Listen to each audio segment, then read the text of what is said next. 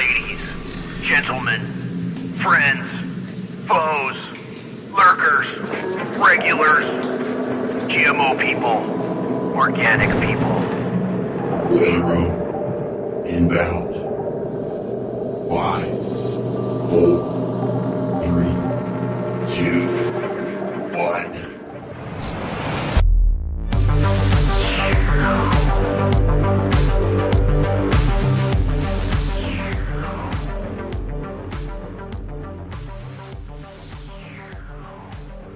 Good evening, everyone, and welcome to the Boiler Room. It is great to be here. It's great to be here with you, and it's good to be back in the Boiler Room. It's been a couple weeks. So, good evening, and welcome back. Tonight, we're coming to you during yet another moment of great uncertainty. It feels like the temperature of the world keeps rising, slowly at first, and then all of a sudden, right? All of a sudden, headlines begin stacking up on each other. Military movements, economic tremors, political shocks. And before long, people everywhere, right, start to feel that familiar sense that something big may be coming. And what's interesting about these moments is how quickly they begin to shape everyday life. War, even the threat of war, rarely stays confined to battlefields. You know what I'm talking about if you're on the doom scroll. It seeps outward into everything. The energy prices spike, supply chains tighten, markets wobble, travel becomes complicated, governments expand emergency powers, and ordinary people like us are left trying to navigate a world that suddenly feels less predictable than it did just weeks before. But hey, guess what? We've all been through this before. In fact, almost exactly 6 years ago, the world entered another one of these paradigm shifting moments. Remember how they used to talk about the new normal? And we were all kicking and screaming over here at Alternate Current Radio, saying this is not a new normal. This is a new abnormal. But yes, paradigm shifting moment nonetheless. Early 2020, the emergence of the dreaded COVID-19, right? Almost overnight, the rhythm of normal life changed. Borders closed. Flights were grounded. Cities went quiet. Businesses shuttered. Families were separated, right? Were people locking themselves in the basement for 2 weeks? That kind of stuff. The phrase supply chain disruption entered the daily vocabulary of millions of people who had never thought about logistics in their lives. And with it came the ripple effects that are still with us today. Inflation, energy shocks, food prices, housing costs, freedom of movement suddenly became negotiable. And in some places, suspended. Governments introduced emergency powers that reshaped entire societies, all justified by the urgency of the crisis at hand. For many people, it was the first time they realized how fragile the idea of a stable modern society can actually be. How quickly the gears of everyday life can grind to a rapid halt. How quickly certainty can disappear. And now here we are again, another cycle of tension, another series of flashpoints appearing around the globe, another atmosphere where the public is told to brace for disruption, economic, political, possibly military, maybe financial. So tonight in the Boiler Room, we're going to talk about uncertainty, where it comes from, how it spreads, and most importantly, whether the uncertainty we're living through today is simply the product of a chaotic world or whether some of it is being cultivated by design. Because one thing history teaches us is this: moments of uncertainty are rarely neutral, rarely natural. They reshape economies, they reshape governments, they reshape societies, and often they reshape the relationship between the people and power itself. That is where our opportunities lie. So, tonight we'll be unpacking the signals, the narratives, and the pressures building across the system as we try to make sense of these times of great uncertainty. I'm Hesher. This is the Boiler Room, and we're just getting started. I'm bringing Mystical Pharaoh aboard. Mystical Pharaoh, what's up, buddy? Welcome to the Boiler Room. How you doing tonight? I'm doing good, man. How are you? I'm great, dude. I have a lot of people around me in the IRL zone that are kind of freaking out right now, and just because of the state of everything, what's going on with Iran and what the ramifications are and all that stuff that we'll get into. But I'm just doing my best to remain calm, dude. Calm. That's one of the reasons we did not do a show last week. It was I had more important. I love being here with you folks, but don't get me wrong. But I had more important things to do to feel okay with what is going on in the world, my friend. So I'm doing pretty good, man. How about you? What have you been up to? I haven't talked to you in a couple of weeks. Um, I've been okay, man. It's as you said, it is chaos. And actually, I disabled my X account. Earlier, like last day of February, I decided that fuck that virtual shit. I'm gonna focus my energy more on real life interactions and what's actually important. I just want to minimize the noise. Yeah. A lot of what's happening is really to introduce a lot of noise in your life, right, and chaos, because that's the best way they can clutter your way, your actually clarity of thinking, to be able to make the right decisions, right, and as you said, to keep you locked in state of mania most of the time, right, and that's not easily control you. Um, so I took that decision, and I actually been. I don't think I've been missing much. I've been trying to just go to different news website to gather the news and some Telegram channels, and I think it's been working out okay. Um, I can't say that I'm missing X. Let's put it this way. Yeah, I struggle with it, man. Like, I don't like social media in general, and anyone that follows me can probably gather that. I don't follow the protocol that I should follow, to try to gain as much, attention to what we're doing as possible. But I just hate it, man. I despise it. I know it's full of bots. I know it's full of psychological operations and lies, and now it's full of AI slop.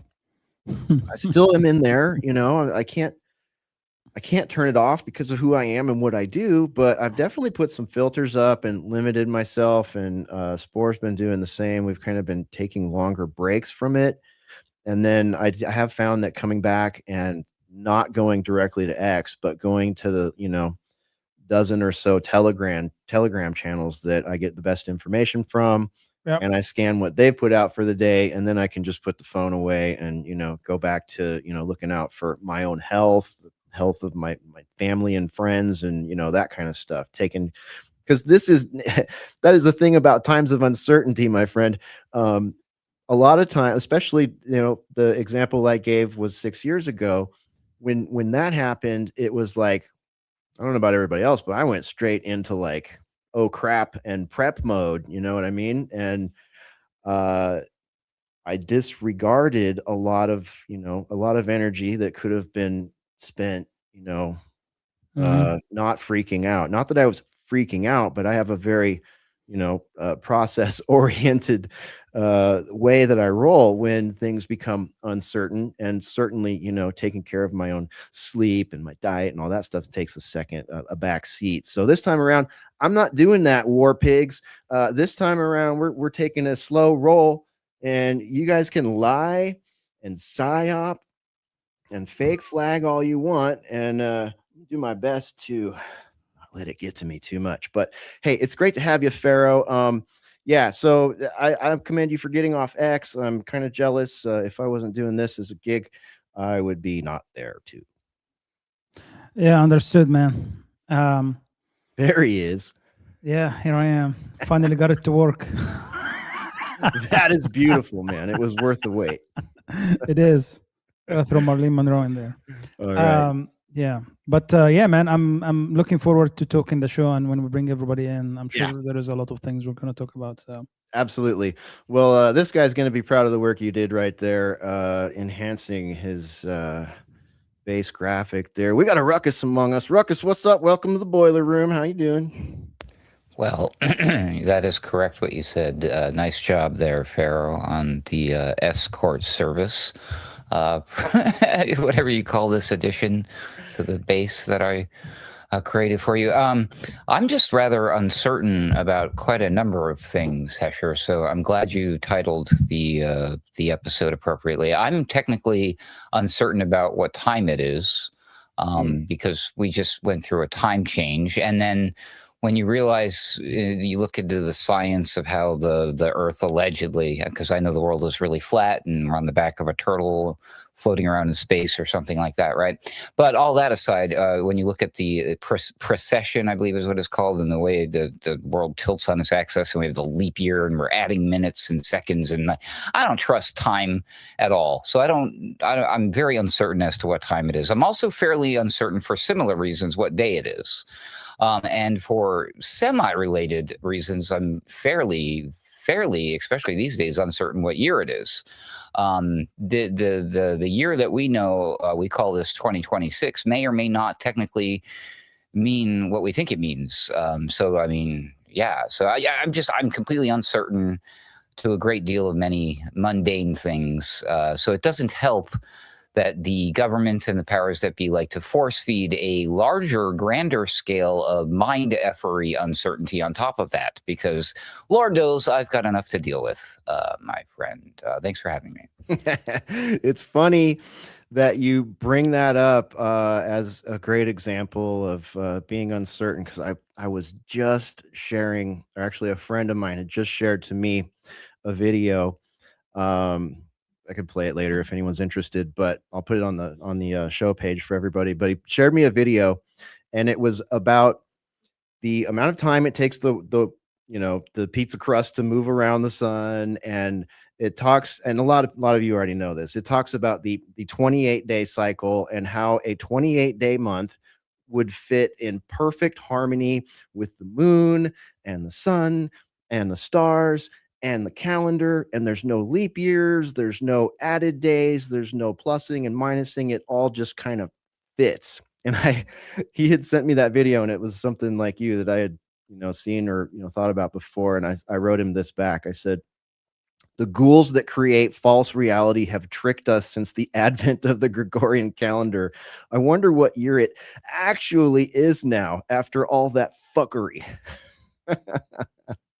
Yeah, I was being deadly serious. I wasn't just saying all that. It is a harsh reality that technically none of us truly knows what day, what time, or what year it is. Yeah, and if you've got a really thick tinfoil hat, there's a whole bunch of people out there that talk about the conspiracy of the missing years, like around the Dark Ages or so. We're told that some people say and say, there's a couple thousand years we're missing, or a few hundred years here or there. I can't remember the exact amount, but they don't make a poor case at it. And with this going on, with this is just time and space, folks, like the most basic. We thought they were messing with some of our most basic stuff here in the culture wars, right? Like family, man-woman relationships, that kind of stuff. Like, we may be living in an artificial time-space sort of thing right now. Anyways, well, before we descend into existential oblivion here, let me bring this guy changed his name since he came in here. I'm just gonna bring this guy on here. What's up, sir? Iran for president, or M. Anderson? What's up? Welcome to the boiler room. That is my new Muslim name, Iran for president. And you ran so far away too? Yeah, I'm going to lose. I think the first name might be a liability. I was thinking right now, anyway. Oh, it could be. It could be. Well, Mark, it's great to have you back in the boiler room. It's been a minute since you've joined us, and much has happened. Tonight's show is titled Uncertainty by Design. And Well, let's do it. welcome. Yeah, I'd like to add some things. What you're talking about, some of those fundamentals, we do have more than one door to choose from these days. You know, door number one, door number two, door number three. If you look at it like a detective once again, and you don't draw too many conclusions either way, you see that basic metaphysical things maybe have been misaligned or erroneously told to us over the ages, or we're just missing some pieces. Maybe we're not too far off, but those things, some people will say those things don't have political implications, but actually they do, because philosophy is the basis of policy, and the basis of philosophy is your reality. It goes from reality to philosophy to policy. There's a direct connection there. So where you think you live, what it looks like, will affect your worldview, and your worldview will in turn affect policy. Yeah, exactly. And that can happen further downstream than one might think. Like the actual, you know what I mean? The who benefits from the policy change, that may be a year or a decade or 100 years down the road, right? Like it might not even occur to people like what they are actually trying to do. Correct. So I think that's the important thing to keep in mind is whatever view you might take has an effect on your worldview and therefore policy. So if you're rich and powerful beyond the normal parameters and you want to control the world, you want to control how people think and their worldview, then you can drag them or kind of catapult them into a certain policy, and they won't protest because they'll agree on the reality that you're giving them. So they won't resist as much because, you know, for instance, we went to the moon, or did we not? You know, and that has implications because if we didn't go to the moon, then what else didn't we do? You see, where else did we fail? Where else did they lie? Because that's a big lie. That's not a small lie. So Right. there you go. Right. Good one. All right. Let me bring the keeper of all things whiskey, Tango Foxtrot, to the show here. The one and only, the very lovely Spore joining us right now. And Spore, how are you doing in these times of uncertainty by design? I think I'm doing pretty good. I'm surfing the waves, so to speak, or riding the roller coaster. Big waves. Yeah, happy to be here. A lot of weird shit going on. And I have 2 icebreakers for you. You do? Oh, wow. All right. Well, It's I think they go together pretty well. So Brian Hesher, thanks Hesh. Yep. Hesher brought this one to me first. And apparently it might be I don't know how many people have seen it yet, but there seems to be some sort of like mix between living and non-living items that have been created in a lab. And I think that we should give the guy who you found it from, you know, like the attention for getting the information to us. And just play his video clip because it's pretty short. Sorry, I have hungry dogs here. Yeah, that's okay. Yeah, he's I don't know that he gets credit for it specifically. It's sort of, you know, the TikTok style breakdown of a headline. A lot of people have been breaking this one down because it's just so, it's like, what? But it's so boiler room. I had to do it. And by the way, this one is in lieu of the man who was kidnapped by dolphins off of Florida, right? I mean, everybody saw that one over the last week or so. I've seen a lot of people go into air with that one, which I had a tendency to want to do too. But ever since, I don't know, it seems like that one's been debunked as a complete fraud. But I wanted to go for that one too because we've had so many icebreakers based off of the dolphins. So I know. anyways, it's just it's too bad that it seems to be fake. But go on. Sorry. Yeah, we've got a long hit for newbies around here. We've got a long history of talks about dolphins and psychedelics and that kind of stuff. Jay Dyer and us used to talk about that a lot. Daniel Spalding and Old School if Pharaoh was there when we talked about a lot of that stuff. So it resonates. But yeah, it was. Yeah. Anyway, we'll put it on the show page for you guys, and we can show the debunk video on it if you want. But we may not. There's a lot to go through tonight. So anyway, human cells versus doom. Let's take a look. Alive nor dead, but is in a consistent state of limbo where its only existence beyond the void is to play Doom. These scientists have apparently created a brain goop jar of human cells that can play Doom. And when it finishes Doom, it can go back into the void and disappear. You literally can't call it alive and you can't call it dead. But they're neurons on a fucking petri dish. If the neurons fire in a specific pattern, Doom guy shoots. If they fire in another pattern, he moves right, and so on. So this is from Cortical Labs. It's from an adult donor skin and blood cells. It's called a biocomputer that is wired to a petri dish with electrical signals that can shoot in the Doom game. So it's a creature that is not alive nor dead. All right. I don't know if any of you guys have played Doom, but if we're gonna, I saw a comment that resonated with me under someone's post about this, and it basically said, so we figured out how to, there's the button, it said, so we figured out how to make a petri dish goo out of human brain cells, and we immediately send it to hell. Our first idea for it is to send it to digital hell. So I don't know. Ruckus, what do you think about this advent? I think everybody's late to the game. I think your boy Ruckus beat everybody to the punch on this one. And I have the receipts to prove it. That's right. When I was doing literally the very last episode I ever did to this point of my program, The Daily Ruckus, so you can find this at alternatecurrentradio.com. In the show notes somewhere, you will find, where is it? Body in a Box is what it's called. But I did report about it. The world's first computer powered by brain cells, which is, if you see the date, March 5th, 2025. And I did my episode last year on the 25th of March, 2025. And it was about this exact same company, Cortical Labs. So your boy Ruckus was talking about this before it was cool to talk about this. But it is interesting that now that they did this test with the fly, now everybody else is talking about it, because that is interesting. That's very strange, very odd, very bizarre.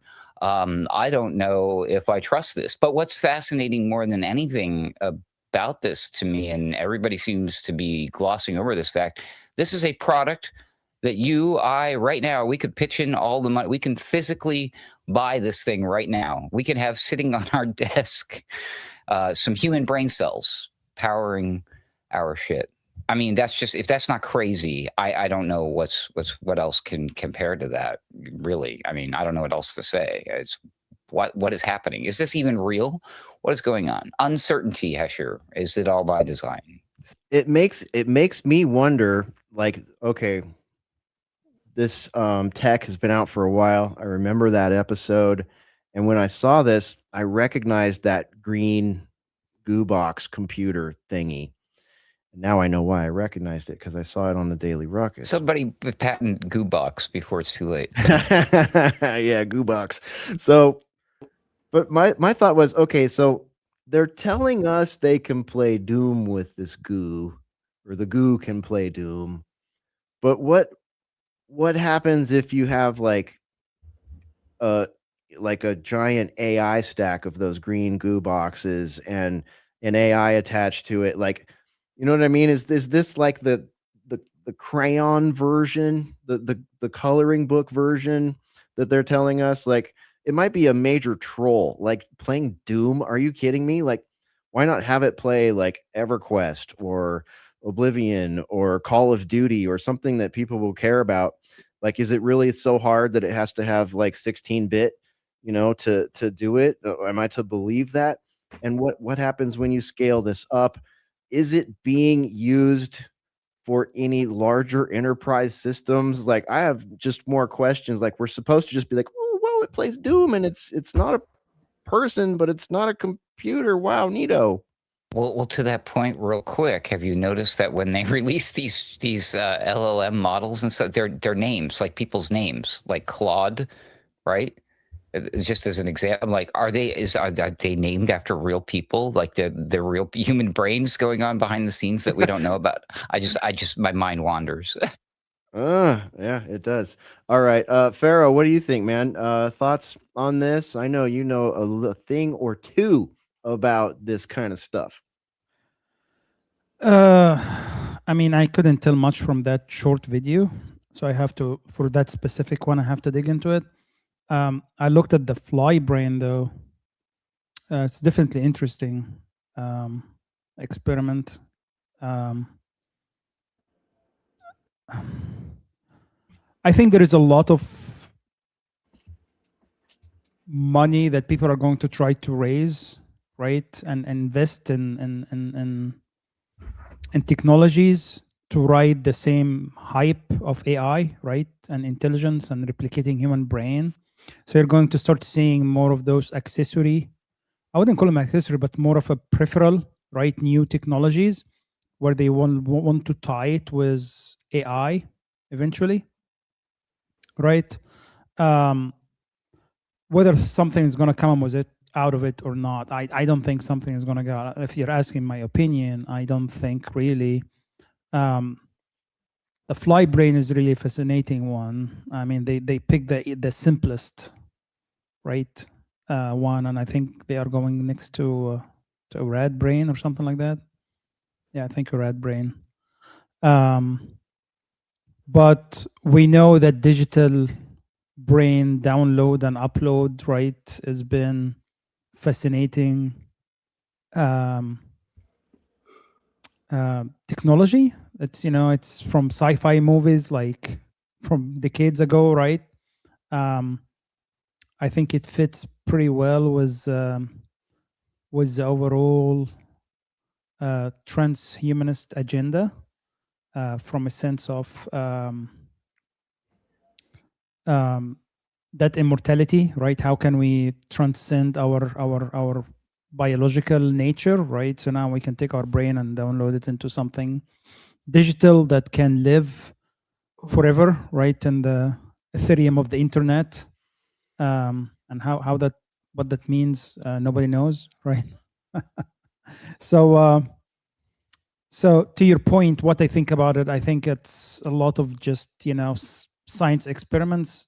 Something is going to come out of it. I really doubt. I'm We'll see. But I think the reason why they picked Doom is they picked something really simple, like as you said, like firing, right? So it's more of like really more of a binary decision, nothing complex. So that's why I think they picked specifically Doom. That's just my thought. Yeah, gotcha.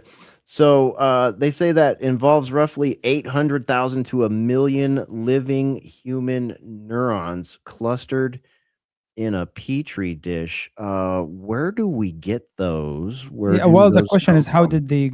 How did they do it? How did they grow them? Right. That's one of the. If you go to Yeah. the official website of the company, it explains their full process. If Oh, into really? language for What is science, the so, yeah. website? Can you post the website? Cortisol, yeah, I've got it. I'll send it to you, buddy. Thanks. Yeah, for anyone looking for it, it's Cortical Labs. It's an Australian biotech firm. So that's Cortical. You'll probably learn a heck of a lot more from going to their webpage, their social medias, their YouTube page, than you will from TikTok videos. Of course, that's the headline level stuff. So, but I'm curious about the industrial uses of this technology. Like, I assume they're not going through all this to, the goal isn't to teach Goo how to play Doom. I would like to know what some of the more overarching goals are, and I'd also like to know what Mark Anderson thinks of this, and why this kind of science might be happening in your estimation.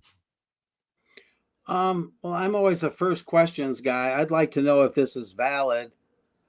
Not knowing anything about it, my default is to always assume that it may be exaggerated, to be mild about it, or possibly even fake.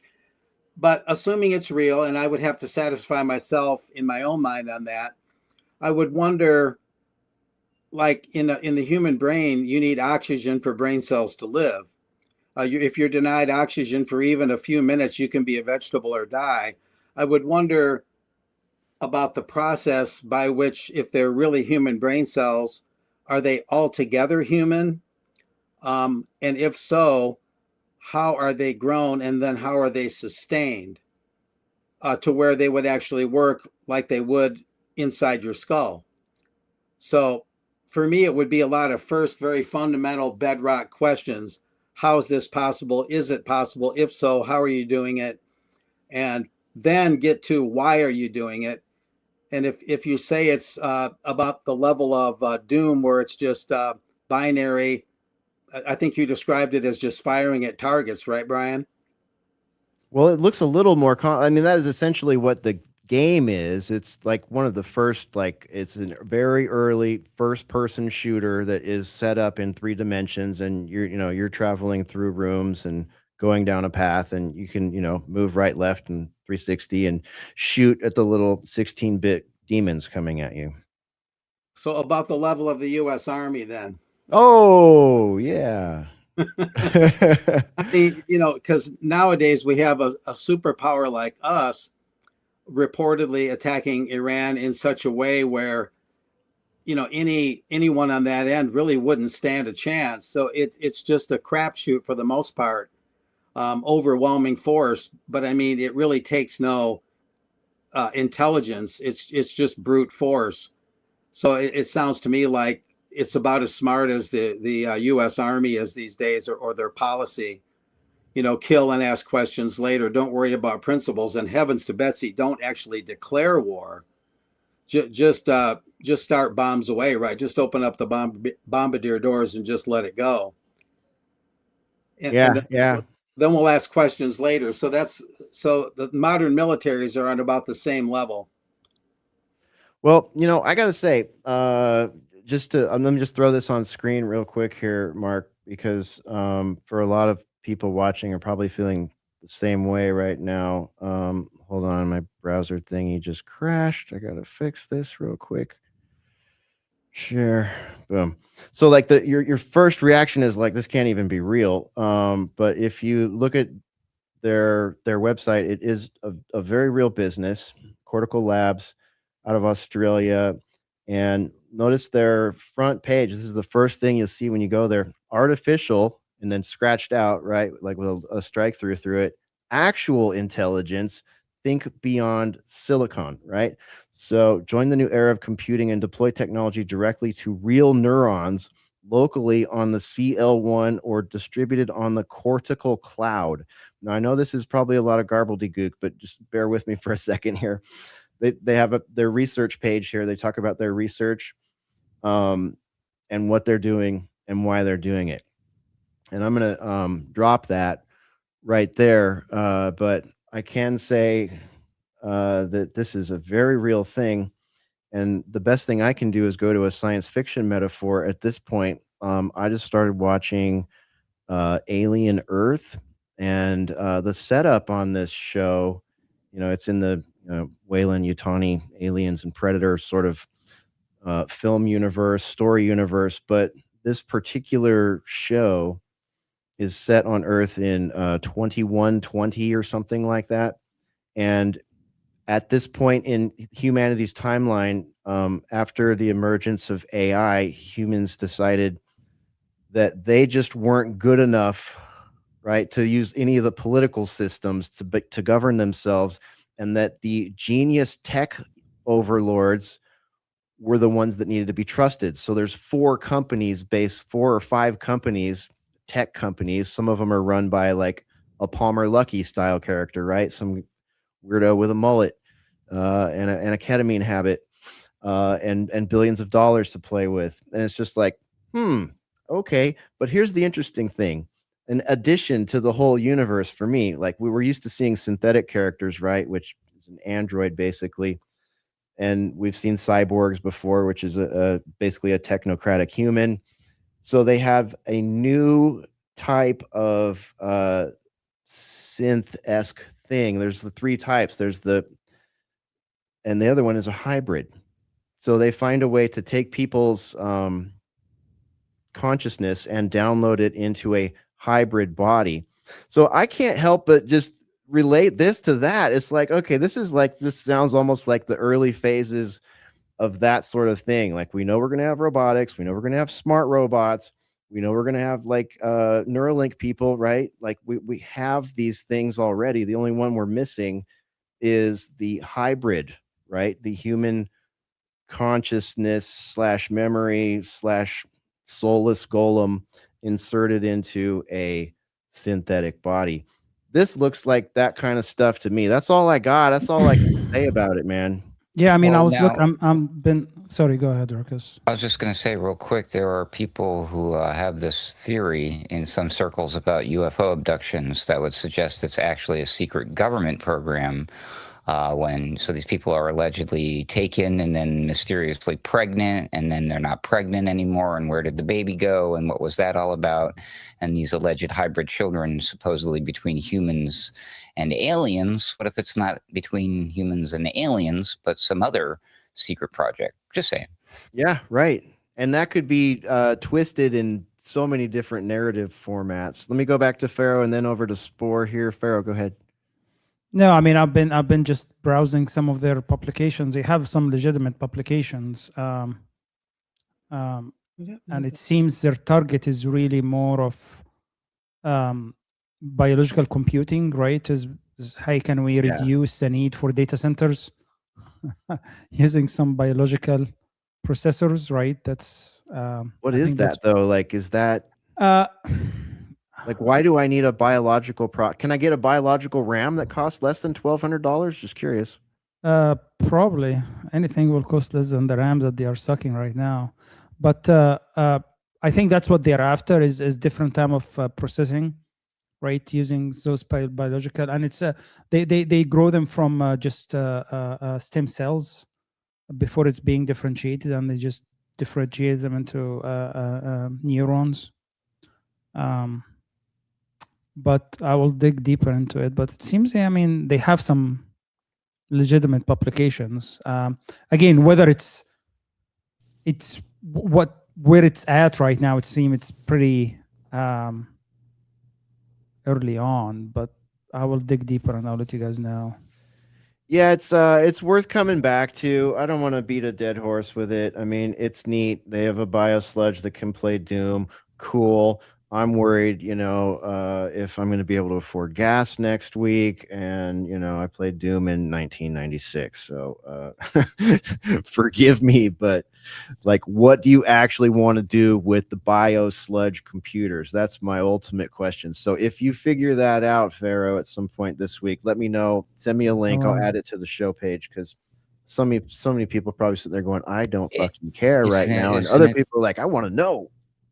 The image that just flashed, isn't it leading to the Matrix where we are the power source for the machines? Mm-hmm. Yeah, that's it. But that's different from this, right? Because then the other Not ones, really. hey, can we wire? Well, here they are growing it from the start, right? But what if it becomes they go to the source at some point? And I think that's fresh. Exactly. But I think Neuralink will get you to that before this. If that makes sense. Right.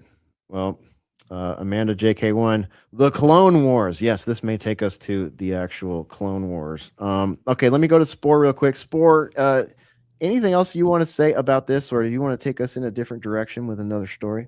Well, I feel like these icebreakers belong together. I think the second one is on topic. So I've seen a few things out today about how they are inserting nanotech into cockroaches, which could possibly help spread medicine into people, and possibly affect their other bodily functions, things like that. So I did put this one in our group chat there, but it's just another company that, and it could be like something that could be used in an offensive way, like to attack, like, people that we or our country considers adversaries. But it could be, helpful to like insert vaccines. But it seems like a lot of potential to even affect possibly the way that people think. All Bill Gates righty. did it with mosquitoes. Why I- did he It's rotate? cockroaches so they're injecting DNA based nanobots into cockroaches that can spread things. Basically, that's my interpretation of what I've let's gathered. look Oh my let's look God. at the dreaded propaganda Mario Nawfal account here, because I did put an article in there. There's one from New Scientist too. I can enter that I one don't into see our that. chat I as don't well. know. I don't know where you want me to look for that. So I have a video It's queued our up here. boiler If you room. want to, Okay. if you want to send me that again, or I'm going to play this video though right now. I believe this is the same thing. Here we go. Where's my sound? No audio. What's going on here? Do you guys hear that? No. Okay. Well, Germany testing wild bio insects now, real bugs with AI sensors and neural tech for quiet recon. Field tests are done. Tiny stealth scouts that slip into spots drones can't reach. Let me switch over to that one. I'll bring that article up as well. DNA. Jeez. Nanobots. Share. There you go. DNA nanobots deliver drugs in living cockroaches. It's a computer inside a cockroach, nano-sized entities made of DNA that are able to perform the same kind of logic operations as a silicon-based computer have been introduced into a living animal.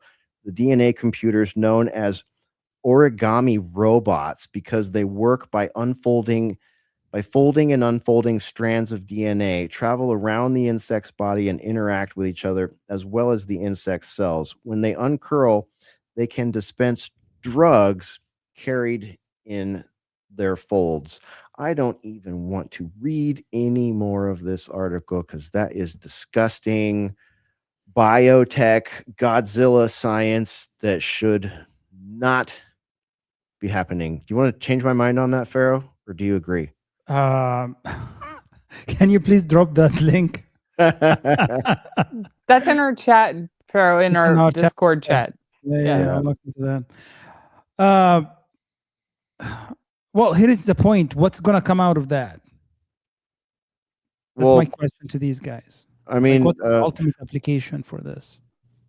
Well, what if the cockroaches infest your house and then the mosquitoes eat the cockroach crap and then they bite you and then you have unfolding medicine DNA inside you? What about that? Yeah, no, I'm saying why are they developing? When we develop technology or something, right, we should be developing for an end goal. Oh, a reason. Right? There's no reason, right? What is the reason? I think the reason, like if you're Bill Gates, it's to get mRNA in everyone. Sneaking drugs into people is not a good reason to do science. I'm not saying it's a good reason. I'm not saying anyone's saying it. I'm just stating the obvious. Like, the reason is total bullcrap. It's disgusting. It's anti-human. It's unnecessary.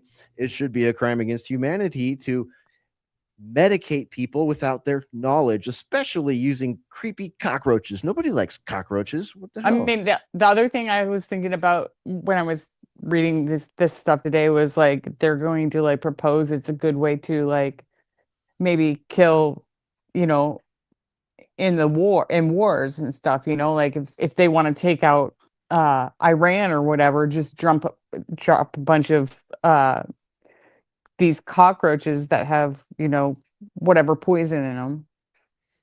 Yeah. So no good reasons. Yeah, Nilo knows. The reason is eugenics. Exactly. That is the only reason to hide pathogens, drugs, and stuff in, like, go all the way back to, you know, giving smallpox blankets to people. That is biological weaponry. That is eugenics. That is a crime against humanity. That is not something that science should be mucking with if this is all real. This is out of newscientist.com. I don't know if newscientist.com, how you can source this yourself. They've got names and links in it. It does appear to be somewhat legit here. And it's an older article also. Let's keep in mind that there's nothing new about this particular science if it is science. This is quite old, actually. So we may have already like crossed the rainbow bridge on this science, and they've nanoed it down to mosquitoes at this point, and they've nanoed it down to all kind of stuff. And I have particularly bad news for you if you drink certain coffee companies, frappuccinos, and other drinks, not to mention if you like Nutella, all kinds of other food. When you see a emulsifier in there, oftentimes, I hate to tell you, but it's ground up cockroaches. It's very common in the strawberry frap. If you enjoy the strawberry frap, I'm sorry to have to break it to you, but if this science has been around for the last 12 years and you've been drinking them strawberry fraps once a week, once a day, you have intaken a lot of cockroach. Da, da, da. You know, I almost, it almost feels like we're being mocked in a way. Like there's a hint of absurdity to it. You know, a cockroach, which meanders randomly through its life, is going to be some sort of delivery system. I mean, the whole idea is cockamamie as it is to have any kind of insect be used in that way. And then a cockroach, like you say, Hesh, which has a particularly repellent reputation. And so this is bridging that line between legitimate science, which, as Pharaoh said, would have a goal, presumably a humane goal, and mad science, you know, where science is just some sort of mad rush toward egotism, toward self-aggrandizement, toward glory for glory's sake. Oh, look, I blew up the whole world. Look at me. You know, I invented this mega bomb, you know, so there's such a thin line between real science and mad science. Of course, Pfizer appears to be legit, and they're a bunch of mad scientists. Albert Bourla at the top, right? He deserves the noose and little else. So you know, the moral part of this, the ethical and moral part, just fails immediately. So I really don't even want to hear anything more about it. It needs to be rejected in its entirety. Okay, so I was reading through the article. So basically, as expected, they are trying to say they are targeting cancer treatments. That's their ultimate goal for drug delivery. So and they're saying that they think it's within 5 years they can stabilize it in mammals, and within 5 years they can start human trials. I call bull honky. That was April 2014, guys. This article is really old. That's wild. Yeah. So where are they now? I guess that's my new research campaign. How far have they gone with it? Hopefully nowhere. I mean, of course, this avoids the whole question of, if you get cancer, the first thing you should do is detox your liver, stay away from chemo, don't eat sugar. There's all sorts of things you can do to prevent and fight cancer without going anywhere near a drug, no matter how that drug is delivered. So they always cockroach. Yeah, they always make it sound like if you have cancer or anything, it's got to be a drug. And then it's just a matter of how you deliver and how you make and, you know, formulate that drug. But the premise is always the same. You got to take drugs, you got to take drugs, you got to take drugs. But I'm not taking away from what Mark said earlier. I think he's still correct. No matter what year this is, the reason they would do this with a cockroach is for to mock us. It's a mocking ritual. At least it has that whiff to it, at the very least. Mm-hmm. Yeah. And it's a constant flood of these, right? Like in the entire like history of the Boiler Room, I can't count how many times it's been like, here's the mad scientist again. Here's the mad billionaire again. Here's the mad technocrat again with Right. millions or hundreds of millions of dollars and an NGO and, you know, a team of people and all this crap. And they want to do something utterly anti-human, anti-nature, just or based on like an identity politic thing or a weather thing. It's just like, who do you people think you are? You know, and Exactly. Yeah. That's exactly right. You know, that they really just need to chill and shut up is what they need to do. Just because you're a billionaire doesn't make you smarter. And chances are, if especially Bill Gates, we know some of the questions about Microsoft and Zuckerberg. They may not even have been totally or at all your inventions. You probably stole them, okay? Or let's just say co-opted them. So you know you're not any more brilliant than anyone else. You know, get a hold of yourself. We know your bank account's big, but that doesn't make you smart. right. And if your seed money came from InQtel or some other government cutout NGO, guess what? Whatever narrative is built around you, especially if you're one of these long-term hangers on like Gil Bates, your entire fucking narrative is sus. Your entire life narrative is existentially attached to the fact that you don't even exist. You wouldn't have existed without that organization's money or some other organization like that who does shit like regime changes, culture wars, assassinations, and that kind of stuff, and runs the narratives, the sick, twisted narratives that run our world right now. So, yeah, excuse me if I am a lifelong skeptic of the billionaire class, especially the tech bro billionaire class. I think you are all at least a certain percentage bullshit narrative. Yeah. So I was so there is a lot of research in this nanobots area. I don't think there is anything really legitimate or actually real happening right now, other than just research and just mice or more of a smaller mammals. But here is my point about this: is we spend a lot of money trying to cure cancer, whereas it's actually much simpler to spend much less money trying to prevent cancer from the first place, right? But there is no money that nobody's going to make if we try to prevent cancer, right? If we, for example, like stop glyphosate, that is pretty much giving everybody freaking cancer in this nation, right? You talk about skyrocketing cancer, right? Processed food that is full of like chemicals that is cancer causing, right?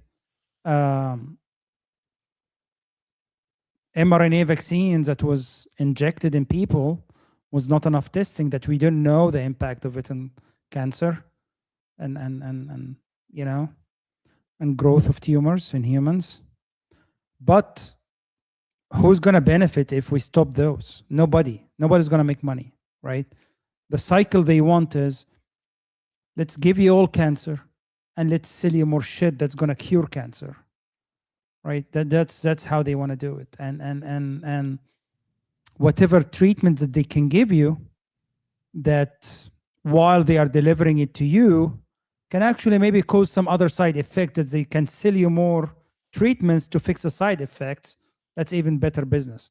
That is the whole disgusting thing about this whole healthcare model right now, and medicine, that we turned the whole food industry and healthcare industry into money-making machines that is designed to keep you enslaved in this cycle, to keep you sick, to feed you crap, to make you sick, so that they can sell you drugs that can benefit off you. And until we fix that conflict of interest, I don't give a crap about anything else they do. Period.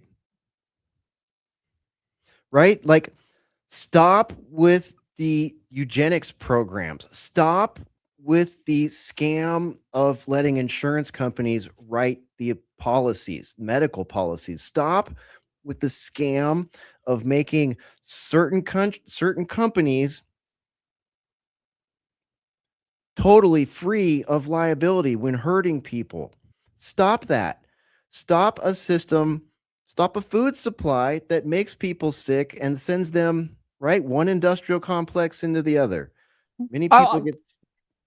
Go ahead, Spore. I just want to add one more to that, is that the education system that doctors go through don't teach them anything about real detoxification and real poisons to the nutritional system. They are taught how to assign drugs to, pharmaceuticals to all of us, because the educational system is funded by the pharmaceutical industry. The Rockefeller Foundation are the ones that set this whole thing up.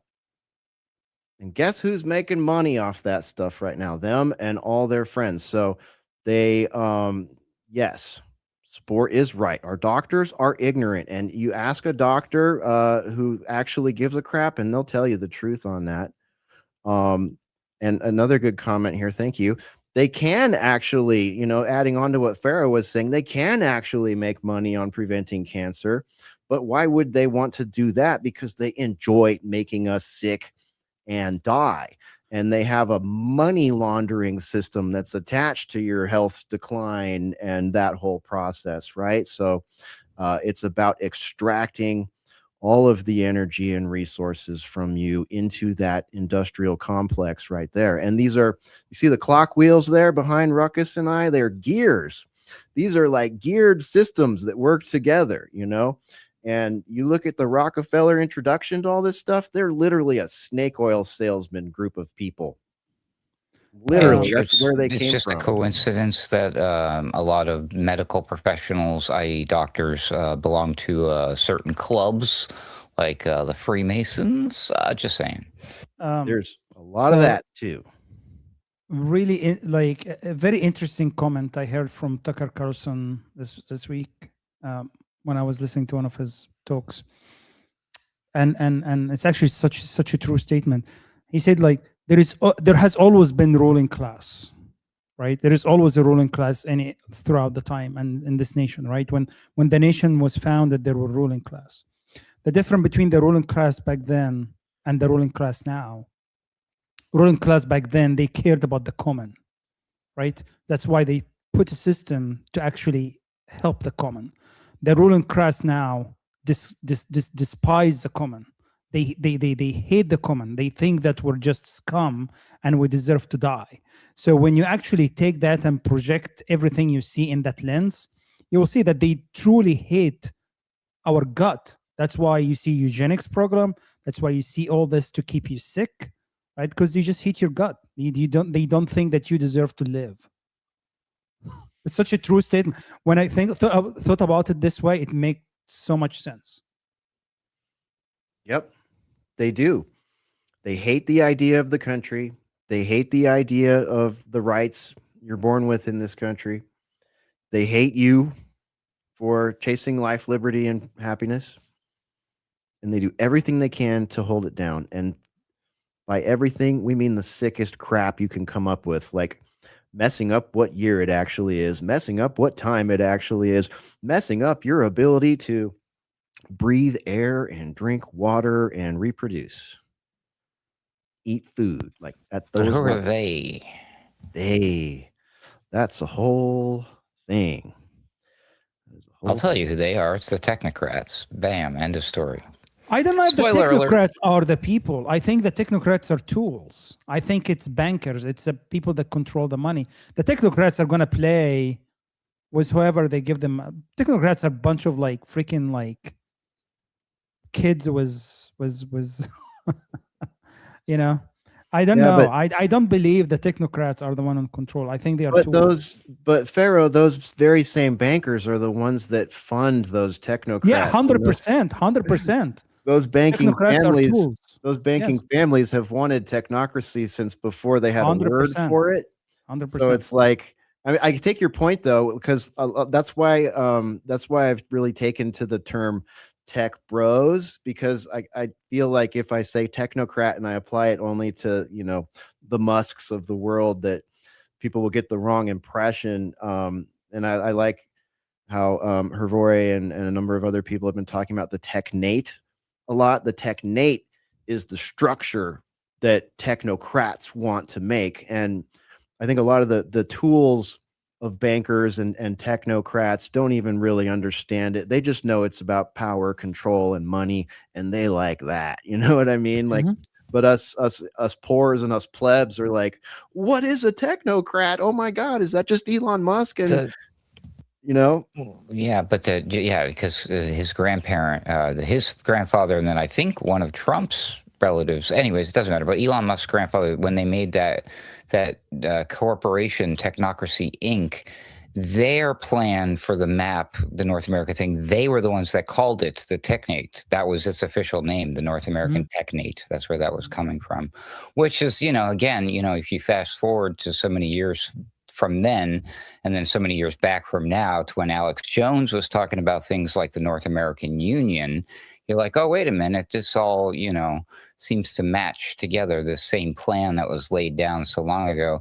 And yes, to your point about the bankers, and we already mentioned the Rockefeller. So it's the Rockefellers of the world, the theys, that are really pulling the strings in all these industries. It's more than just the banking, because they own the politics, the religion, the school, the education system. So it really does go back to what I was joking at about with the pyramid. I mean, there is some sort of secret society. I don't even know what it's called, whatever the real one is at the top, that is really pulling the strings. And it's probably, some of these familiar names, but then again, maybe not. Maybe they're names we've never even heard of. You know what I mean? Maybe the Probably ones not. we know of are like still the puppets of somebody else. And who the hell knows? Maybe it's literally Lucifer sitting on a throne somewhere in Area 51 or something. Whatever it is, it's transnational money that does not. It's transcends 100%. all the nations. 100%. Yeah. I was speaking with someone earlier today, and this word they and them is thrown out a lot, not in the culture war pronoun way, but when we're talking about the powers that should not be, right? And it's so weird to have to like qualify a sentence, right, with a whole bunch of like crap. But I was writing this sentence, and there's a giant qualifier in here in parentheses. I said, at this point, I think it would be prudent for normal people, quote unquote, normal people in the West to admit to themselves that there is a New World Order. However, one wants to classify them. Here's the parenthesis: Illuminati, Jesuit, Rosicrucian, CFR, Davos, WEF, UN, 13 families, Rothschilds, blue-blooded ghouls, and parentheses, promulgating a generational conspiracy to control the population, a la Animal Farm meets 1984. That is what we are talking about, at least what I mean when I say they or them most of the time, unless we're talking culture war stuff or a specific case. Okay, that's just my take on it. Check out our friend Benny Will's video on who are they, for a sort of lighthearted, comedic, and intellectual take on that. You can look that up on YouTube. It's with Joy Camp. I believe that was from the Joy Camp days. Maybe not. It might be on the Benny Wills channel, but shouts out to Benny Wills for that great video on that one. Mark Anderson, you are off camera, so I'm not going to ask you any questions until you turn it back on or tell me that you are there, but I do want to get back to you. So where are we at right now? Where are we at? They want to feed people cockroaches. They want to put nano crap in stuff. And we can't even figure out like why we're bombing schools in Iran. Let me switch over to Mark Anderson here. Mark, I would like to pivot in the conversation a little bit. Uh-huh. What have you been tracking? I haven't gotten to speak to you since the unprovoked attack by the U.S. and Israel on Iran, on which the first day they blew up a school and 100 and some odd people or something like that in it. Have you been? What have you been working on, Mark? I haven't even gotten to talk to you offline hardly. Well, actually, not really much in the way of geopolitics. I just did an interview in UK column with a guy named Conrad LeBeau about how the Federal Reserve swindles the people and swindles the government. And I did another interview with a lady named Orleen Kurla, who has experienced both strange wildfires and regular fires. And she has a lot of insight on causality, both realistic stuff and theories on the wildfires in California, and water related issues, things related to water and weather, including possible weather manipulation. So I've been into more systemic things lately, not much in the way of geopolitics, although it's coming around. I've looked a little bit at Trump's tariff decision by the Supreme Court when he got partially shot down about his tariff policy. And then things of that nature for the most part. I just wrote an article for American Free Press on, while Iran was happening, Trump started a the Shield of the Americas initiative at a meeting in Florida where they're declaring war on the drug cartels. So I did write about that. That's somewhat geopolitical, but that happened at the exact same time that the attacks in Iran reportedly happened. But it didn't get a lot of ink and airtime. But basically, they're saying we're going to declare war on the cartels. The U.S. is cooperating with about a dozen other Latin American nations, maybe more. And they've supposedly all agreed on this. And Pete Hegseth called it the Don Roe Doctrine. The Don Roe Doctrine. Great. Be that as it may, that's what I've been working on lately. So mostly not geopolitical until I got to the tariffs and the American shield thing. And yeah, well, look here, we got people commenting about it. Technate, Cuba, Mexico, Venezuela, Canada, regions desired by Trump and them. Also Greenland, right? Do you think, Mark, this could be like leaning towards sort of a North American Union style technate here? I mean, it's pretty crazy and bold to think that we just declared a foreign president a new term, a narco terrorist, with pretty slim evidence, maybe none, and then kidnap him, like enter the country and kidnap him, bring him back and his wife, parade him through the streets of New York, and then be like, okay, well, we're going to go drop bombs on Iran now. And Cuba, we got our eye on you. Canada, what's up? Greenland, let's see what you got going over there with your rare earth minerals. What do you think's going on here? And like the just spitballing in the larger picture here, because it's starting to look like the old rules have been thrown out. We're in an age of uncertainty by design, and they'll just go attack anyone or buy anyone or steal anyone they want. Yeah, a respected author, James Perloff, who wrote The Shadows of Power, The Consular and Foreign Relations in the American Decline. He's an acquaintance of mine. I don't always agree with everything he says. He was one of the first to say that Trump's moves, when he first talked about Canada and Greenland, seemed oriented toward creating a North American Union that would then fit with the European Union, meaning Trump was really a closet globalist, acting like he wasn't one. This is one school of thought. Another school of thought is Trump is just going all out empire. And so it's more of a Western hemispheric dominance thing that might resemble a North American Union, but isn't necessarily one, at least not in the formal sense. But in that mold, he's not so much a globalist, but a hegemon.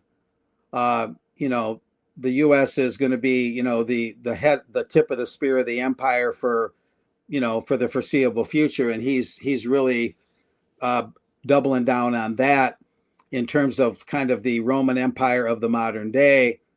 but not necessarily a globalist. There's an organization called Promethean. Oh, what is it? Promethean something. It's an offshoot of Lyndon LaRouche, but it's not exactly his philosophy. They claim to be reading the tea leaves and seeing some marginally positive things about what Trump is doing. You'd have to hear it for yourself. I've only just started listening to some of what they talk about. It's called Promethean Action. Just to hear it, just to be a fly on the wall and listen to what they have to say. Some of it's a little implausible. Some of it I just don't know if it's true or not. But they're trying to say, at least in some instances, there's a method to the madness. I'm not convinced yet, but I'm still listening. So, but back to your first question, I've never been mainly a geopol guy. I've always been more of a systems guy, and geopolitics kind of comes next after that. Yeah, yep, indeed. Well, anything really tickle you in the weather stuff? I got a just quick sidebar here on this because I heard it's going to be like 60-mile-an-hour winds and 90 degrees tomorrow here in Texas. This looks very interesting. And I'm hearing comments from people elsewhere in the United States where, the snow and ice isn't melting even in high temperatures. Just some weird weather anomaly stuff going on. And I know you track that while you're doing your weather modification research. Yeah. Well, one of the big questions I have, and we talked about this before off the air, Hesh, about a year ago, you might recall I called you and there was signs over the highways in South Texas saying that we were in a high risk fire circumstances at the time. You might recall that conversation. Oh yeah. It was plastered all over the state. Yeah. Well, right now it's worse, and there are no warning signs over the highways that I've seen. It hasn't rained here in South Texas in a very long time. I could bounce a basketball off my backyard without the slightest problem. And it really floors me that, okay, let's say it was the opposite and there was a torrential downpour and there was a flood. People would sandbag, people would prepare.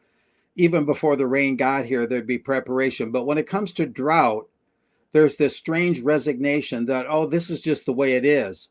But right now, the ground is so hard around here. If it were to rain torrentially, it would be like pouring it into a basin or a bathtub. It's not going to soak in real well, and you're going to have flooding. So on the one hand, high winds, extreme dryness, mega conditions for fire, nothing's done about it. Cloud seeding is a legitimate off-the-shelf technology that can be used constructively. It ought to be, and yet they continue to be kind of hush-hush about it. Yeah, we admit it, but we don't quite admit it. Yeah, Texas licenses people to do actual cloud seeding, but let's not talk about it. And if they do something that affects the weather, it never makes the news or the meteorologist reports. The weather is reported as some sort of enigmatic phenomena that just happens. It's the ultimate in shit happens, right? Yeah. Oh, there's a storm. The storm just came out of nowhere, and so on and so forth. So we knowingly and willfully are allowing extreme fire conditions to develop, and they already have. And then if it does rain, the ground is so hard and non-porous, then we can go right from drought to flood if the rain is sudden and heavy enough. And what tends to happen is after there's no rain, then all of a sudden there's no moderation. Suddenly it'll just be a torrential downpour. Nothing in between, and people here in South Texas, they remember when it used to be every 3, 4, 5 days, you'd get a nice healthy rain, and then it would be sunny, normal. 5, 6, 7 days later, another rain, a little bit of a dry season, but it hasn't rained here in 4 months. Yeah. Look at this headline, Mark, that Ruckus has up. U.S. to get blizzard, polar vortex, heat dome, and atmospheric river all at once. Yeah, well, 3 terms I had never even heard before, like 6 years ago or 8 years ago. Yeah, the term rivers in the sky is often used to describe storm patterns, moisture patterns, where moisture goes. not so much standard meteorologists. They might use that term once in a while, but people that are concerned about the weather, like the geoengineering guy, Dane Wigington, is that his name? Yeah, I know Dane. Yep, definitely. Yeah, and a guy named Jim Lee that runs climateviewer.org, climateviewer.com, although I'm not sure Jim Lee is active anymore. I saw him at a Red Pill conference 10 years ago, but he was on Weaponized News with Sam Cheney a few months back.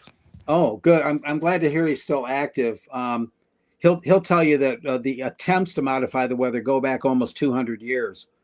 And anyway, so, you know, basically the government of Texas is willfully and knowingly allowing fire conditions to develop, knowing, you know, we do have weather forecasting technology. And so we know ahead of time, like you're saying, that we could have very high winds, and yet off the shelf technology that could be used to kind of be the irrigator of society, you know, just like a farmer irrigates his land, cloud seeding could be openly and democratically and constructively used to sort of irrigate the larger society, just to douse it enough to avoid, you know, really serious fires.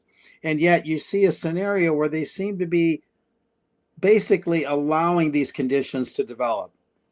And you've got to wonder just how much deliberation is in that. You know, if one person did that with their land, you know, just allowed all the conditions of their land to become very prone to fires, they'd probably get a visit from the local fire marshal and be told to correct the situation. But when it happens society wide, nobody says anything. Now, there are some people that say don't even cloud seed because that's monkeying with the weather too.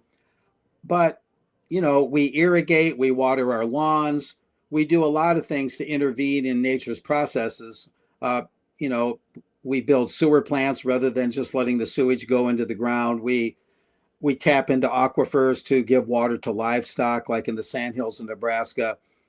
You know, we do a lot of things. Is it really wrong to irrigate from the sky just like we irrigate from the land? I would argue it's not wrong as long as it's open and people know it's happening and it's done just to solve the problem, nothing more, nothing less.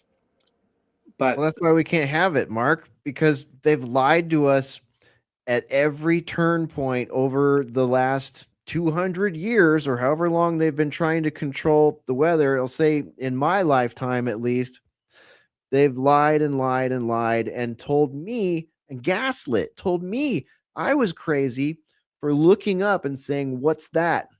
What is that? What is that doing? And then reading about it and watching, you know, interviews and documentaries and stuff and figuring out, you know, what I figured out about it. You know, meeting all you people out there and everyone I've worked with, it's like, okay, I know a little bit about this. I know a little bit about this. And I know I've been lied to, and I can point to a litany of them, right? Like it's no point in going back and relitigating it. It is a litany of lies, not just lies of omission, like blatant, like fundamental lies where blame is placed on me and you and everybody for the situation. Mm-hmm. And told that these things don't exist. These things don't exist. And if they do exist, they are strictly done by rich people smarter than you for your benefit to help you because you put a hole in the ozone or some bullshit like that. You know what I mean? So like, how can they create a situation now where it's like, okay, we're going to come clean.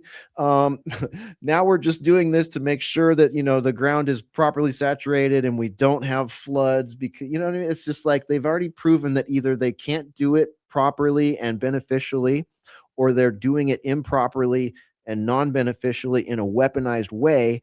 So it's just a long way to say, how could they even be honest with us now if they wanted to and us accept it after all this gaslighting?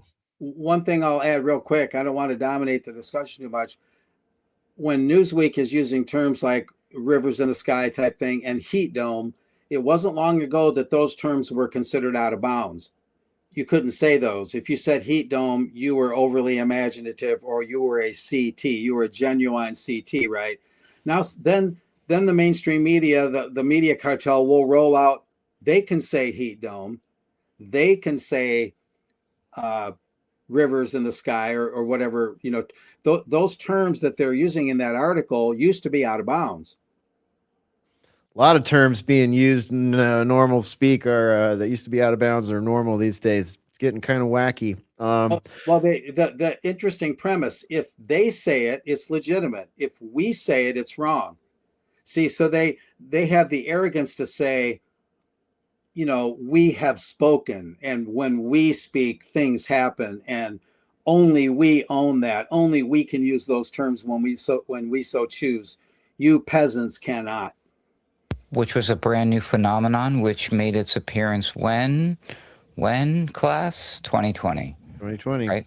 Yeah. Yep.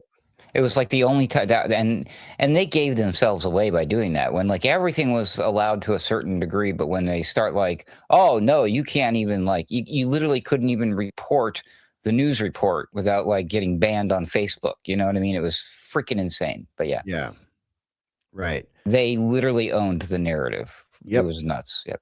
And this is a good comment. Thank you. They can try and control the weather, but the energy system is so vast. It's like throwing stones at a waterfall and expecting it to flow upwards.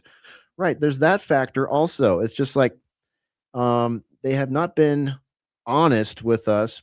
They have not allowed science to proceed honestly with us about this. This whole topic has been politicized and weaponized.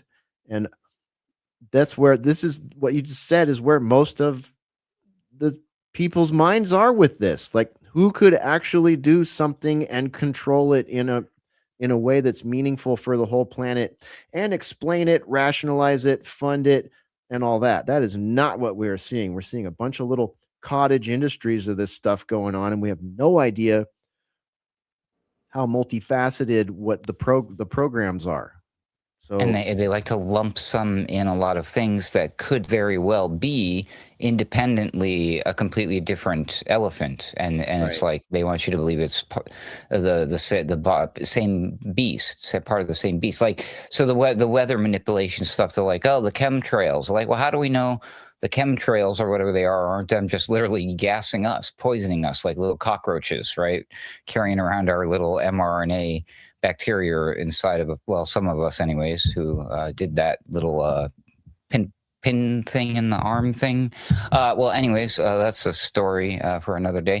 And then they bring up HARP and stuff like that. And I'm like, who's to say that's not for like the brainwashing MK Ultra, like weird targeted individual, I hear voices kind of stuff. Who the hell knows what's going on? But they like to, it's okay for us to think in general that these are related to manipulating the weather, when in reality, what if it's like the user Nilo Nostrum pointed out, like, who are we? I think that's a bit of hubris on humanity's part to think that they can change weather, which is something created by, well, depending on your belief system, either a creator, like, i.e. God, or Mother Nature or whatever. It's a far greater force than us little pitiful human beings. And it's just, I mean, these elites, these technocrats who like to do all these things, they do seem to display a bit of this godlike hubris to a lot of things that they do. And I wonder if that's not part of the whole shtick with them, if you know what I mean. Right? Does beg the question. It's worth mentioning that in Texas alone, there are 4 weather modification organizations: the West Texas Weather Mod Association, the South Texas Weather Mod Association, the Panhandle Groundwater Conservation District, they also do it, and the Trans-Pecos Weather Modification Association. There are 4 in Texas alone. I've heard that each state has at least one. I'm not sure about that. And Texas Department of Licensing and Regulation, which routinely okays cloud seeding. Now, granted, it doesn't always mean they succeed in making it rain. It doesn't always mean if they make it rain that it rains in the way they intended. The people writing in are right that they can't always achieve what they try to do, but sometimes they do.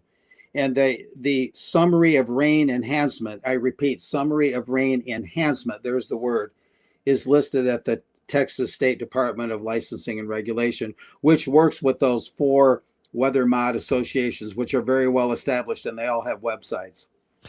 That's right. And there are companies that all of those contract out to as well. This isn't That's just right. like some hangar called that. You know what I mean? There's a lot of industry behind this. And it's odd because as the citizenry, you have a very limited view for some reason into what these activities are.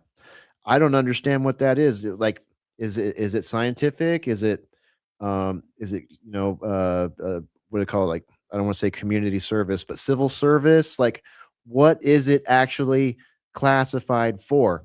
I assume in an organization like these four, multiple classifications of contracts could come in, but we as people living on the ground underneath these activities should have the transparency to say, okay, what are you guys doing? What happens when it works? What happens when it doesn't work? Do I see the effects of it working or not working? When I was stuck in my house with no power for 6 days when it was 17 degrees outside, was that a side effect of it working or not working? Or were there no activities that month? Like, could I just have some basic info here? I mean, that's all I'm asking for, but we can't see the contracts. They tell us this shit doesn't exist. I mean, let me just pause and say, some of you out there watching, I doubt many of you, but someone out there watching is like, wait, what? No, they said cloud seeding isn't real, or they said cloud seeding doesn't exist, or they said we weren't doing that in this state. Yeah, it is. You can look. Mark and I have documented this. We've documented this in the past extensively. Those organizations are real.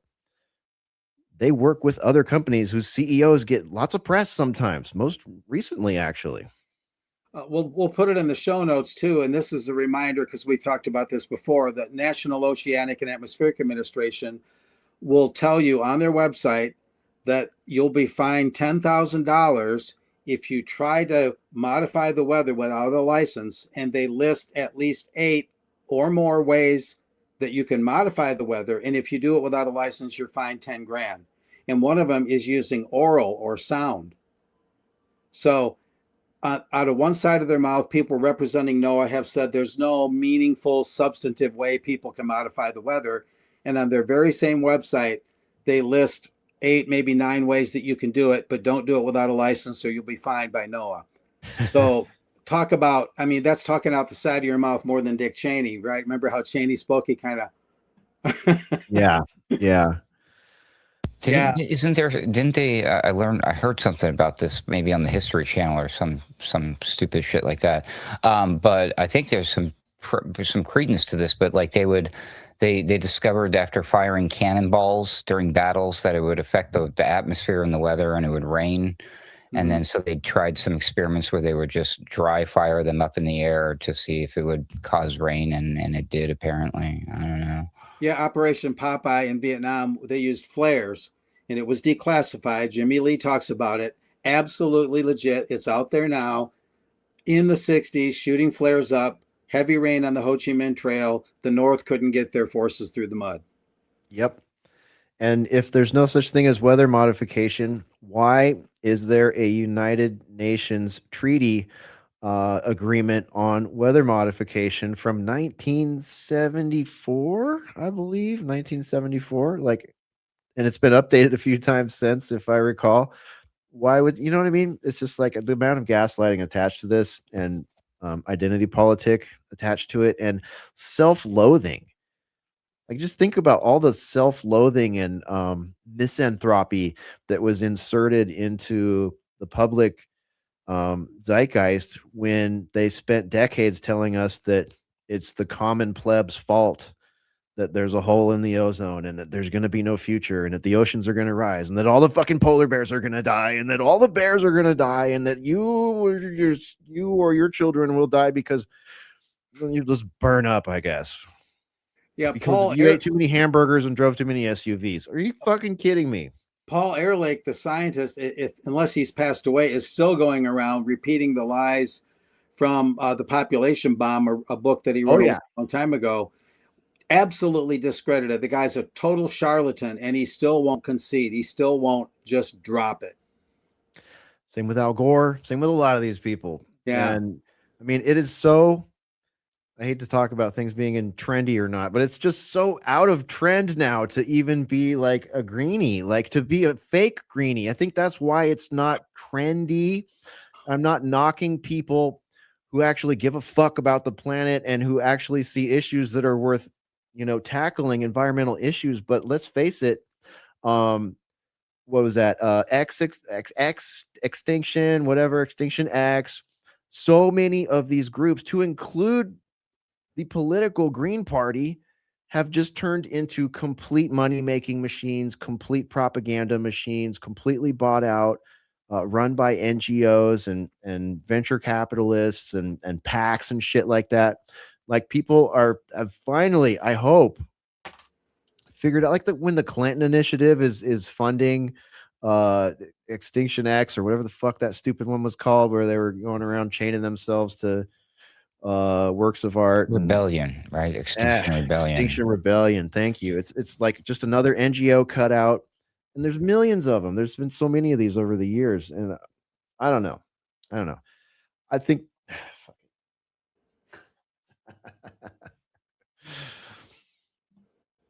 Green parties. Yeah, the Green parties everywhere are Five Eyes fronts. Thank you. That's what I'm trying to get at here. It's just like it's turned into another fake and gay like way to rebel. And I think the veneer of all that is definitely falling off for a lot of people right now. Well, I've got some good news, Hesher. Yeah, no, the pendulum has swung so hard to the other side, it caused this problem right here. So we went and, remember, we invaded Venezuela and kidnapped the dude and took all their freaking oil. So I guess oil is okay now, right? I thought that was killing the planet. And oh yeah, war. 2 weeks of freaking war now. But all I see on the X feed, Mystical Pharaoh was asking earlier, I was being nice. Yeah, there is a lot of AI slop on the feeds, but obviously right now, all you're going to see on your social media is videos of allegedly footage of what's going on out with the whole Iran debacle, right? So you see lots of ships and places and alleged burning oil fields, literally burning oil fields. I'm like, what the heck? Missiles, explosions, all the things over Tel Aviv, all the things over Tehran, Lebanon. It's just like, wow, what is that doing to the environment, right? Like, holy crap. But like you pointed out, at some point, eventually, whether it's now or later, it's our fault, right? It's my fault because I went to the gun range with Hesher, right? You stop with that garbage. So, the pendulum will probably, unfortunately, most likely swing back to the other side, and, they'll just lock up all those MAGA clowns, unfortunately for them, but have fun with that. Yeah. Man, I was looking into it today, and it's just like trying to keep up with the war right now is very much not a fun task, because there's so much crap being thrown into the mix. I can't believe how much fake news is falling into it, how much AI is falling into it. The amount of this is not AI, by the way, just so you know. Yeah. Oh man, looks real to me. Yeah. The amount of stuff you have to sift through is just crazy. But Pharaoh, that's why I was agreeing with what you said about Telegram. It's like I'm finding a much easier time dealing with Telegram accounts than I am the X Doom scroll. Like I'm getting good stuff off the X Doom scroll, like between shit posts and garbage and AI slop, but some of those Telegram channels are much easier to deal with if you're trying to strictly do a little bit of, war research. Yes. I also downloaded an app called Push Scroll. So basically that app, you use it to lock apps on your phone, and you gain minutes by doing push-ups, squats, sit-ups, jumping jacks, lunges, squat holds, diamond push-ups. So every time I want to open social media, I have to do some push-ups. I like that. That's a good idea. Yeah. So how many push-ups do you have to do for entering you can the boiler room? customize it. You can customize it. Say for 3 push-ups, give me a minute. I think for an episode of Boiler Room, you're gonna need like 100. Drop and give us 100. I know, right? I don't know. That rings a little bit like 1984 when the protagonist Winston would be woken out of bed by Big Brother, and it would say it's exercise time now, and the cameras would be on him, and if you didn't exercise, you were disobeying the party, and if you disobey Mhm. the party, in come the men with truncheons to beat you up. I don't know. Yeah. There's just something. I detect a whiff of something that I don't like there. Well, so it's an idea I was thinking about, and then I'm like, oh, there must be an app like that, because the reason is, all those social medias are designed to make you addicted, right? This is how it's designed, and you have to break the addiction, right? How can you break the addiction? By actually trying to counteract that just simple pleasure and instantaneous pleasure that it gives you by doing something harder before it, right? To actually earn it. So that's why I was thinking about it personally myself, right? And then I was like, oh, there is an app in there. So that's why. So I downloaded it. But anyway, I see your point though, Mark. Well, you could get in really good shape though. I mean, especially Yes. boiler room, man. You'd be like a young Arnold or something. Yeah. Yeah, no doubt. Of course, it's got to be one arm push-ups like I do every day. One armed on just your thumb, right? Yeah, coffee in the other hand. Oh yeah. That's how we get started. Man, just out of the Discord real quick, Brian S says snowing this morning in Seattle. Kilowatt, what's up, man? It says we had low 80s on Tuesday and a snowstorm on Wednesday. Whitebird, what's up? Folks in Montana got more snow in the last 48 hours than they did all winter. Yeah, so definitely hearing some interesting stuff. And like I said, tomorrow is supposed to be super windy here and really hot. So I don't know. Gonna be interesting. Let's see. All right. What is it, Huff? What does Brian Berletic have out on his latest headline? Give me a nugget here. I don't have his site to hand, but we do know and I have enjoy. his X I'm pulled following. up. Yeah, the What's new he got up Oculus. there? What's he got going? I'm a Brian Berletic enjoyer, so I don't want to miss out. I mean, his whole theory about the war with Iran, it's more of to strangle China, which I actually do agree. Trump is going in April with China, but I think that's again is going to backfire.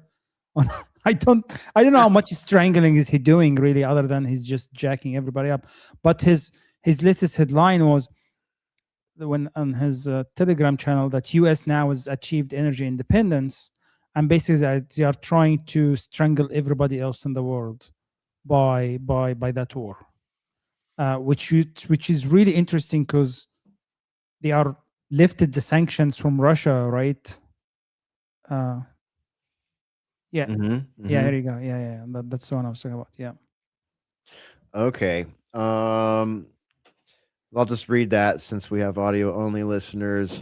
Let's see here. The U.S. achieved energy independence and is now using the consequences of its own war of aggression on Iran to hold the rest of the planet hostage. In the process, the U.S. has finally and fully exposed itself as the actual and greatest threat to global peace and stability. If anyone wasn't quite sure yet, you will see how this ends up openly and completely about energy, specifically to China and more generally to the rest of the multipolar world. The U.S. is seeking to use its war and its consequences either as leverage over the multipolar world's economy or a quote unquote kill switch created to try and implode it. And he's commenting here. This is a post comment on David Sachs' repost of Donald Trump. So I'm a David Sachs enjoyer sometimes. Also, David Sachs says this is a smart strategy thanks to President Trump. The U.S. is energy independent. The countries that actually depend on the Gulf oil should apply pressure to reopen the strait. So this is all stemming from this comment from Donald Trump. The United States of America has beaten and completely decimated Iran both militarily, economically. God, I've already read this one. I hate reading it again. And in every other way. But the countries of the world that receive oil through the Strait of Hormuz must take care of that passage, and we will help a lot. In caps, the U.S. will also coordinate with those countries so that everything goes quickly, smoothly, and well. This should have always been a team effort, and now it will be. It will bring the world together toward harmony, security, and everlasting peace. Signed, President Donald J. Trump. Ugh. So he's trying to drag the rest of the world basically to bring warships, which is interesting. Is he trying to pull out? At the same time, I heard that he's sending 5,000 troops. So what Yeah. the F is the strategy, right? It makes no sense, man. makes None no of this sense. makes sense. Makes It's no like sense. 5,000 ground troops is a report we're hearing. I give that no credence at this point. Like we are hearing things that are opposite the next day, opposite the next hour every time lately. But yeah, it does appear we're up to about 5,000 potential ground troops.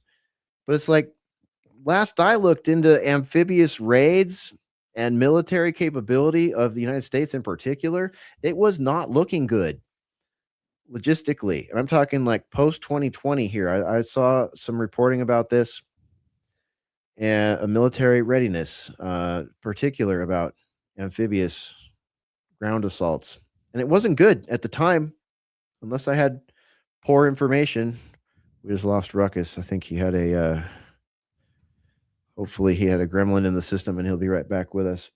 But yeah, I mean, Pharaoh, what do you think about that? Like you have a pretty good perspective on the region and what it would take for United States forces and their allies to do a ground attack on Iran. Like I have a hard time seeing them actually doing this. But hey, I'm surprised by these people all the time. I'm having a hard time too. I mean, I think it will be more of like localized. I'm trying to see what is his off ramp, like what's in his head now, because he's almost like cornering himself more and more every day, right? So, what will be his off ramp if he sends this 5,000 troops? Like he come and say, we extracted the uranium, right? Which is what those reports have been saying. He's going to send those troops to extract the uranium, which I have no freaking idea how they can do that, right? If it was 5,000 troops and take it and secure it and transport it, right? It seems like mission impossible to me. But who knows? Maybe he will pull the magic. Is he going to try to send the 5,000 troops to go assassinate some key people in the government? But again, how is he going to do that? Like, it just 5,000 troops make no sense to me. All right. Yeah. It's I'm having a hard time with that too. Okay, here's his most recent post too. Let's check this one out.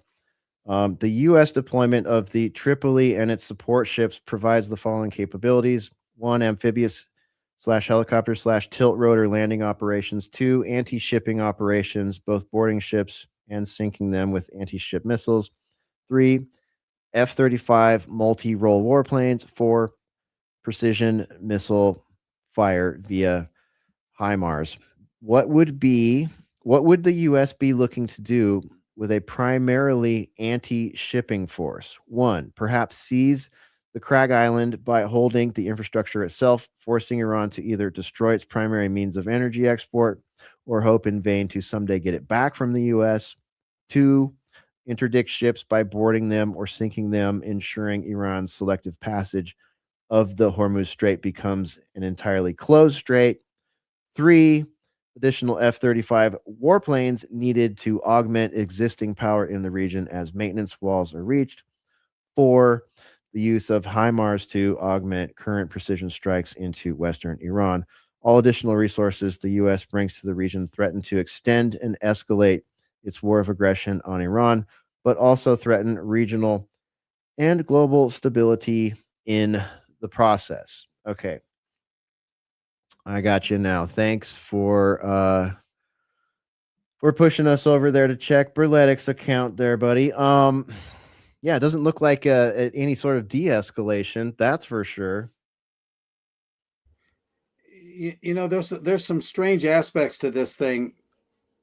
There's all these bombs and missiles falling within the last few days, and yet Iran had the wherewithal to name a new leader when another one reportedly had been killed.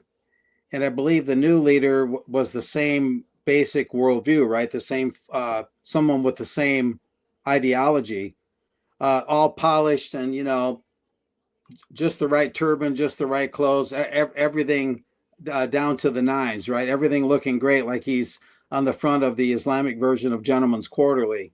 And so all this bombing, all this destruction, and yet they're able to have a succession in government and name a new leader in place of the old one that was reportedly killed. That's pretty amazing. Wouldn't the transfer of power be the first thing that our forces would hit? Wouldn't we want to prevent that almost first and foremost? Well, yeah, and it's like what, that's why a lot of people are asking right now, like, well, what is the military goal here? Like it's as clear as mud to Right. most of the American public. Like, what are we actually trying to do? And I'm gonna say, I don't want to use the word we. What is it that this government is actually trying to do? You know, it's unclear to people, and that's because it hasn't been made clear.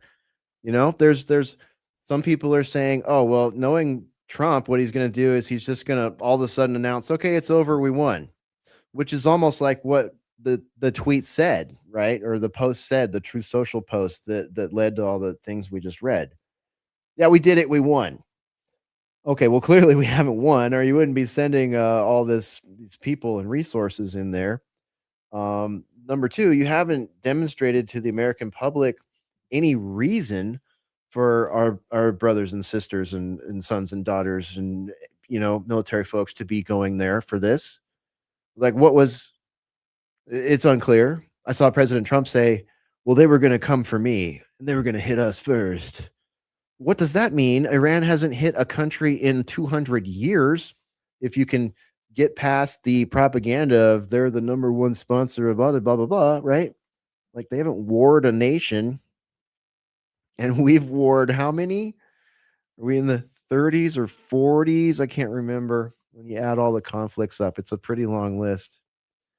So yeah, it doesn't look like we're stopping anytime soon. And what would that actually mean if the aggressors here, the US and Israel, were to go in and complete the closure of the strait? Like, our gas is already going up here.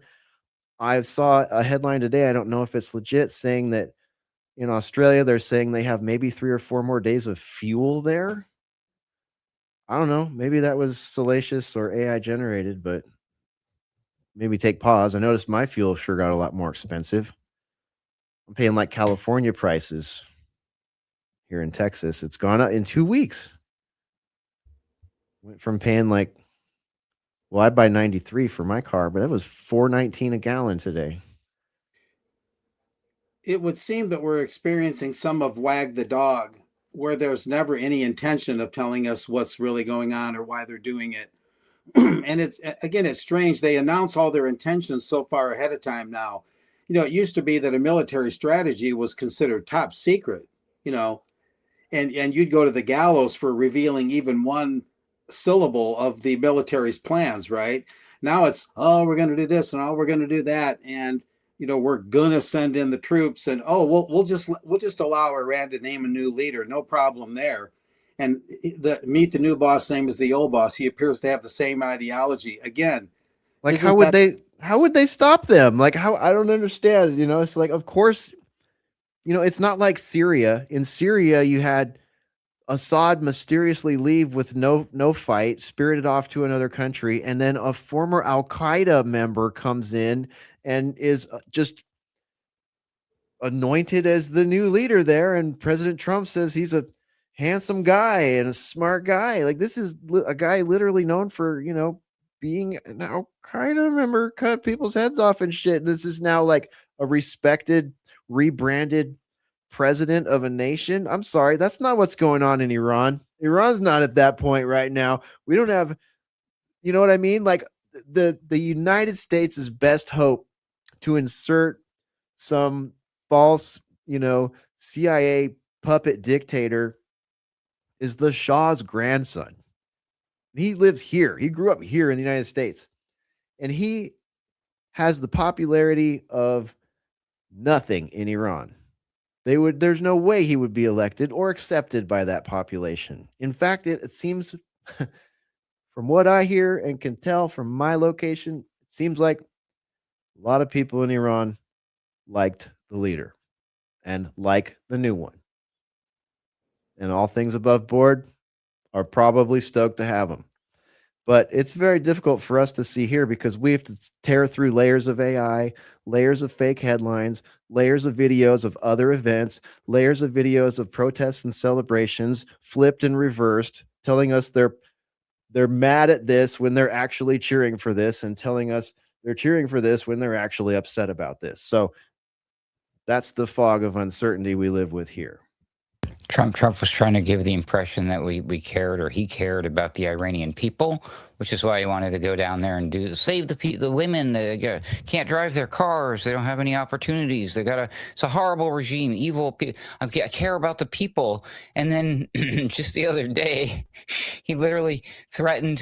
He says that the Iranian soccer team better not show up for the World Cup. He threatened their lives. He literally was, I forget how he worded it, but he was literally threatening to kill them if they came here. Just the Iranian soccer team.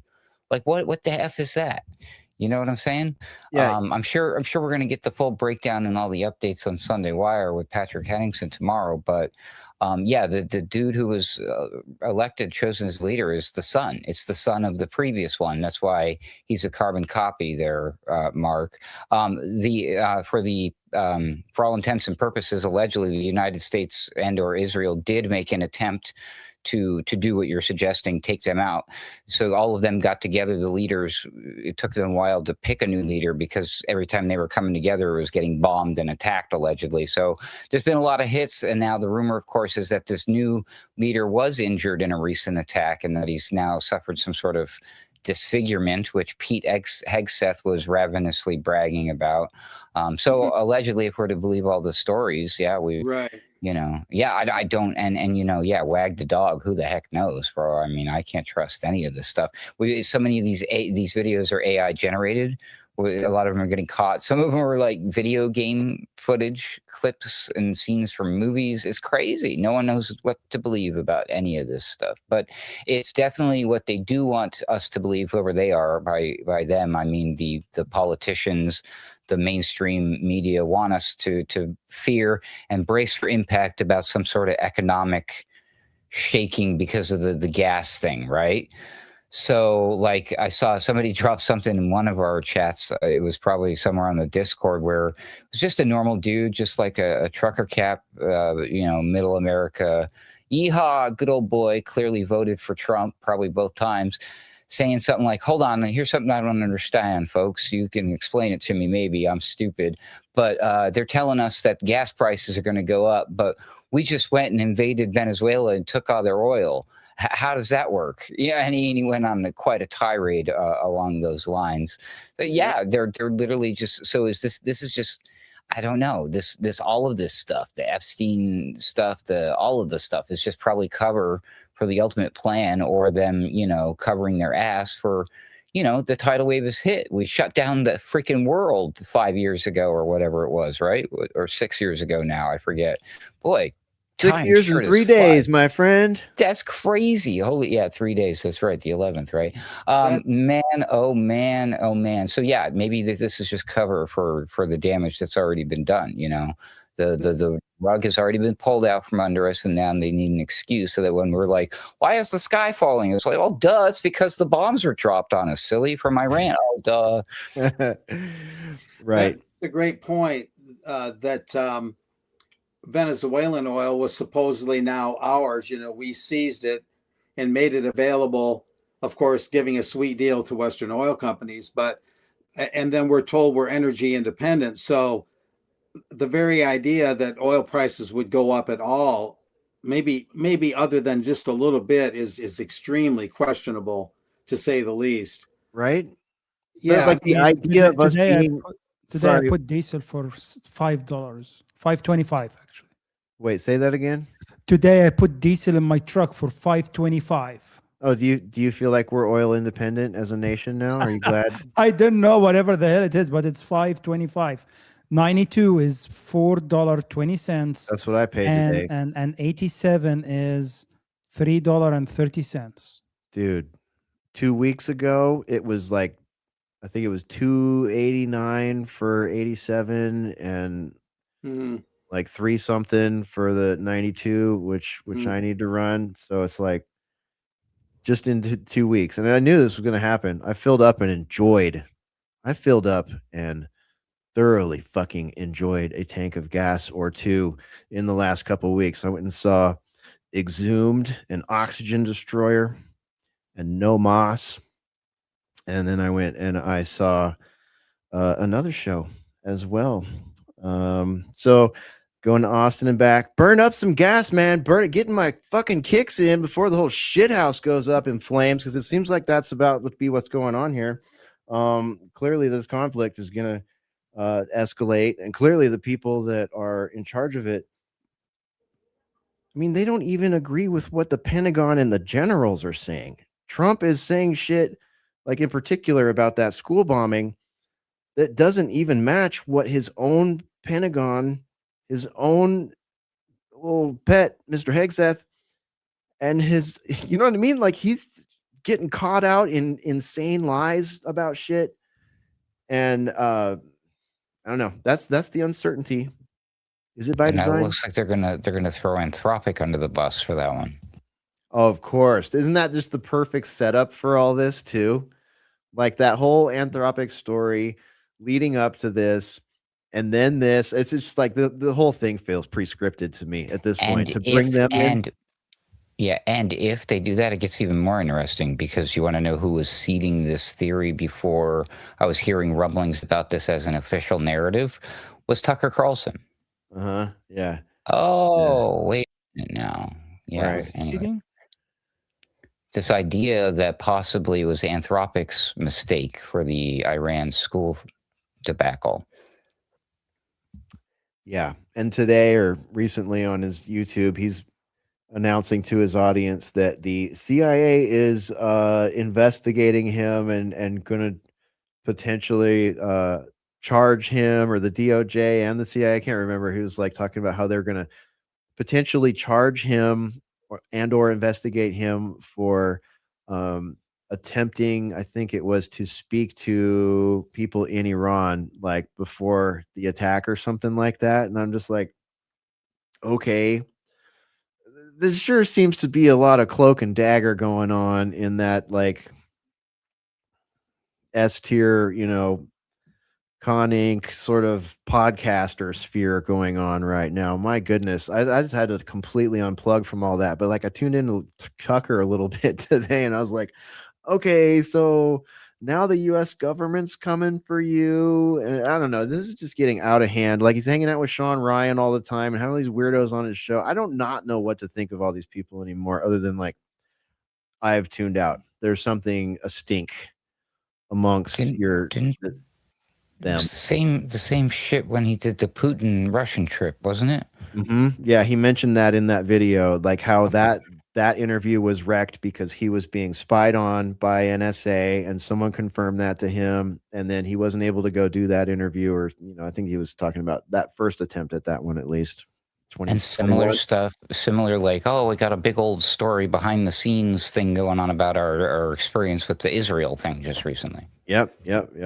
There's too much of that going on with that guy. Way too much of that going on, not just with him, but like everybody in that entire like circle of people that are operating at that level. It's odd. I heard somebody recently describe that whole group of them as the CIA podcasters. I think that's probably, I mean, Sean Ryan, that's always how I've referred to him ever since Sarah Adams came on his show. So I think that's probably the way to go. I mean, how else can we parse it? Like, and apologies to any of y'all on that tier if you're not, but we think you're somewhere in that like CIA, Jesuit, synagogue, Fed, NGO, sort of thing. Like we all, a lot of us out here have the feeling that a lot of you people in there, in Turning Point USA, like this whole sphere of people obsessed with all this. Like I'm afraid there's some wolves in sheep's clothing there, and this entire arena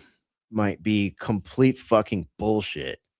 It's like a Venn diagram, and if we're with what we're dealing with is right in the middle where all of those things intersect, run for your lives. And I say that as someone who has, I'm not trying to be a dick here. I'm not trying to. It's always okay to punch up, kids. Remember that. Don't punch down. Punching down is rude. Punching left and right, do it within the bounds of human nature. But punching up is always fine. If I'm wrong about that, if we, those of us that feel the way I do, are wrong about that, apologies, because I do watch. I've considered you people to be in that, the S tier, what have now been, unfortunately for you guys, have been called the CIA podcast circle. Many of us have got much enjoyment and spent much time watching your stuff and enjoyed your takes on many things, and would agree with probably more than 50% of the stuff that you have said when it comes to individual stuff. But when it comes to like where the country is right now, where this is all headed, where the media environment is right now, where the narrative control is, where the psychological operations are, it feels like you guys are always 3 to 4 to 10 years behind people like us that don't have the same reach as you. Why is that? Why do you not see the big picture? We get ragged on sometimes for going down rabbit holes, talking larger context, talking big picture. And that's partly because of people like you in that tier, the Tucker Carlsons, those of you that have 5 fucking line producers, 3 managers, a PR person, a social media person, and all this shit. And you design this stuff meticulously. We're just trying to keep up over here. And you all are scaring us the way you're obsessing over things. And like, even though we would agree with so many things you said and have agreed with so many things you said, and would probably, accept an invite to your show maybe and have a fucking chat. But it's like, it doesn't feel like that's the way the environment works. And I think there's a reason for that. And I think it has to do with distraction. And I'm not saying any of these people are even knowingly doing this. When you have that many people rotating around you and you don't know where they came from, or they may have income or interest in other things, like, I know what it's like to have a producer. That can change what your presentation is. And I'm not saying I let anyone tell me what to fucking say. And I'm not saying Tucker lets anyone tell him what to fucking say. But you surround yourself. You don't know who these people are surrounded by. And whoever you're surrounded by, the top 5 to 10 to 15 of them, especially if they've got money invested in you as a personality, they influence your presentation. Yeah, I can tell you a little quick story. In 2020 was the last time I covered the CPAC, Conservative Political Action Conference, and they moved it from Virginia to Maryland, National Harbor, Maryland, I believe. And in American Free Press, which didn't have the impact then that it used to have when it was the spotlight, but I had a ongoing column about Congress that I call the America First Action Committee, AFAC.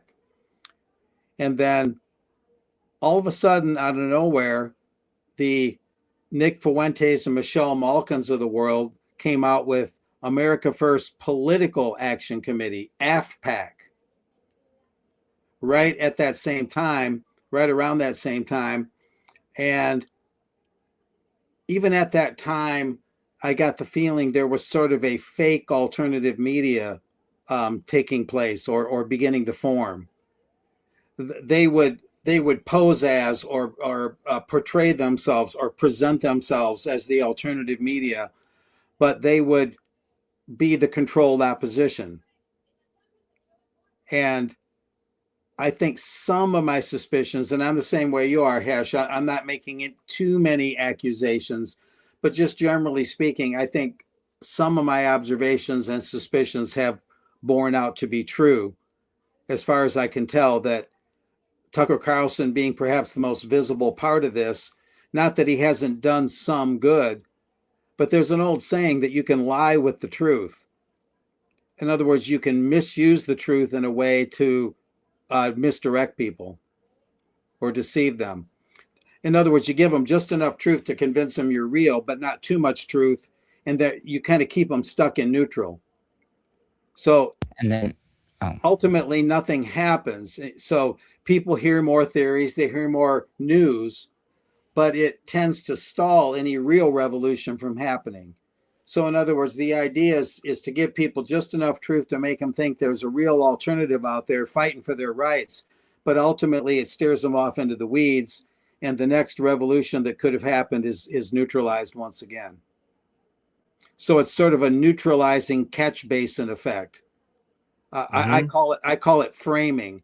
In other words, if they think people are learning too much about what's going on, they send in these kind of media personalities to kind of frame things out.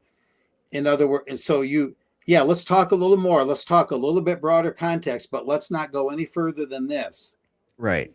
We can't be a Ruckus or a Hesh or a Pharaoh or this Iran for president truth hound guy. We can't be one of those because they're crazy, but we can allow a little more. And so I call it framing, and so they move the goalposts a little, they move the lines on the field a little, but just enough to where you think real things are happening, but in fact things have not changed that much. Right. Or one thing about framing, is framing is a great term for it. A lot of people would refer to the Overton window of, which is like the acceptable in society Yes. range of conversation.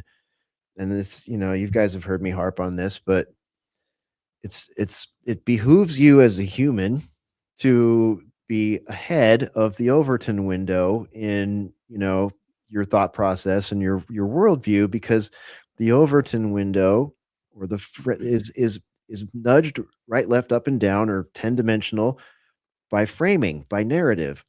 So, and now we're in a new situation where the framing can be controlled digitally.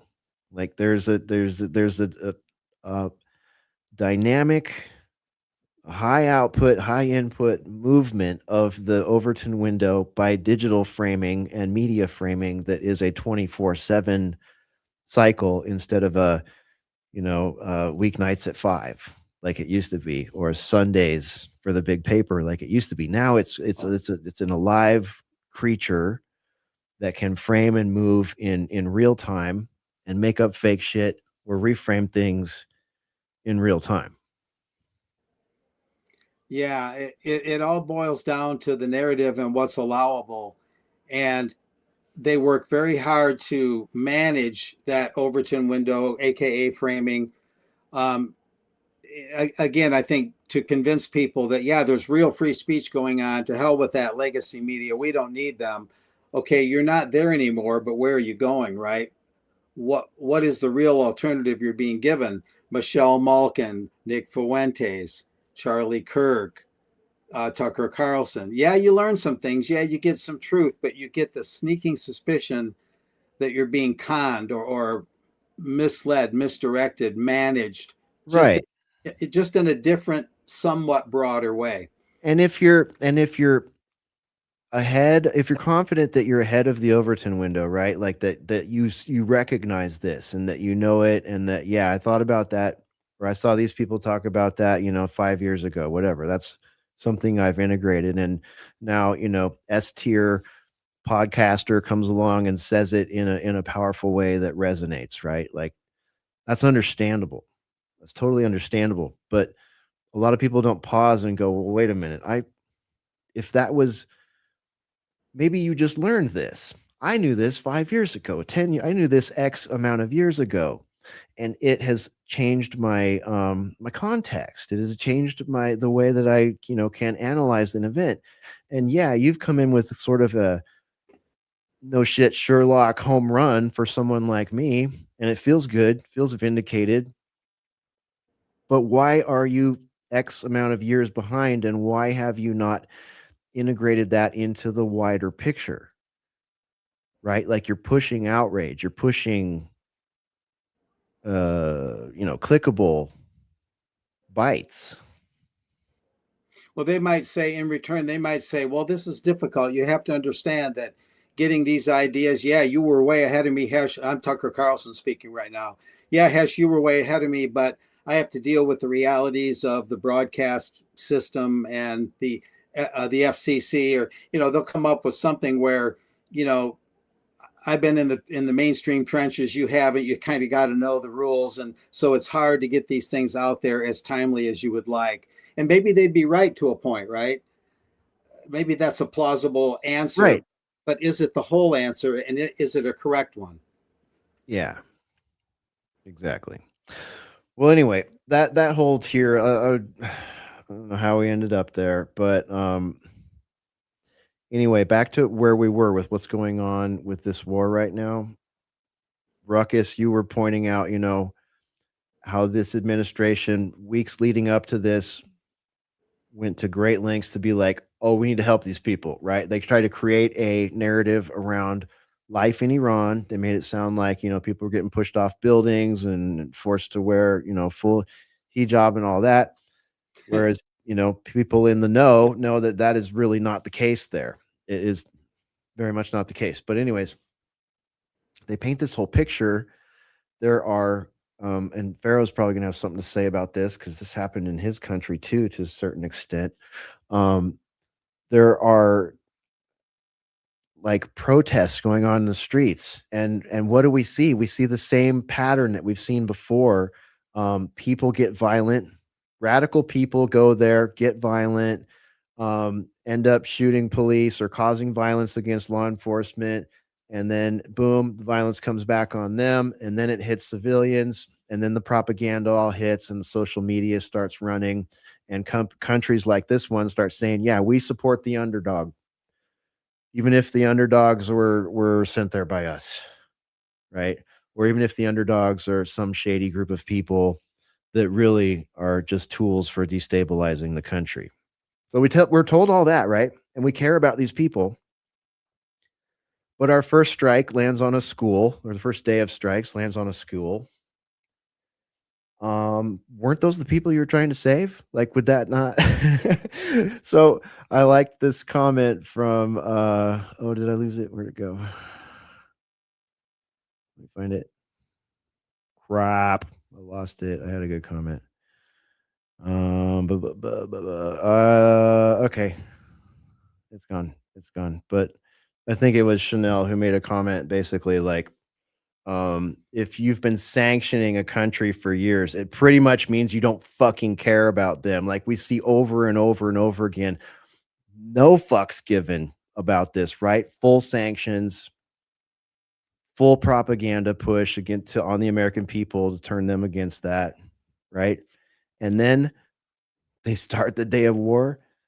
They drop 3 tomahawks on a fucking school.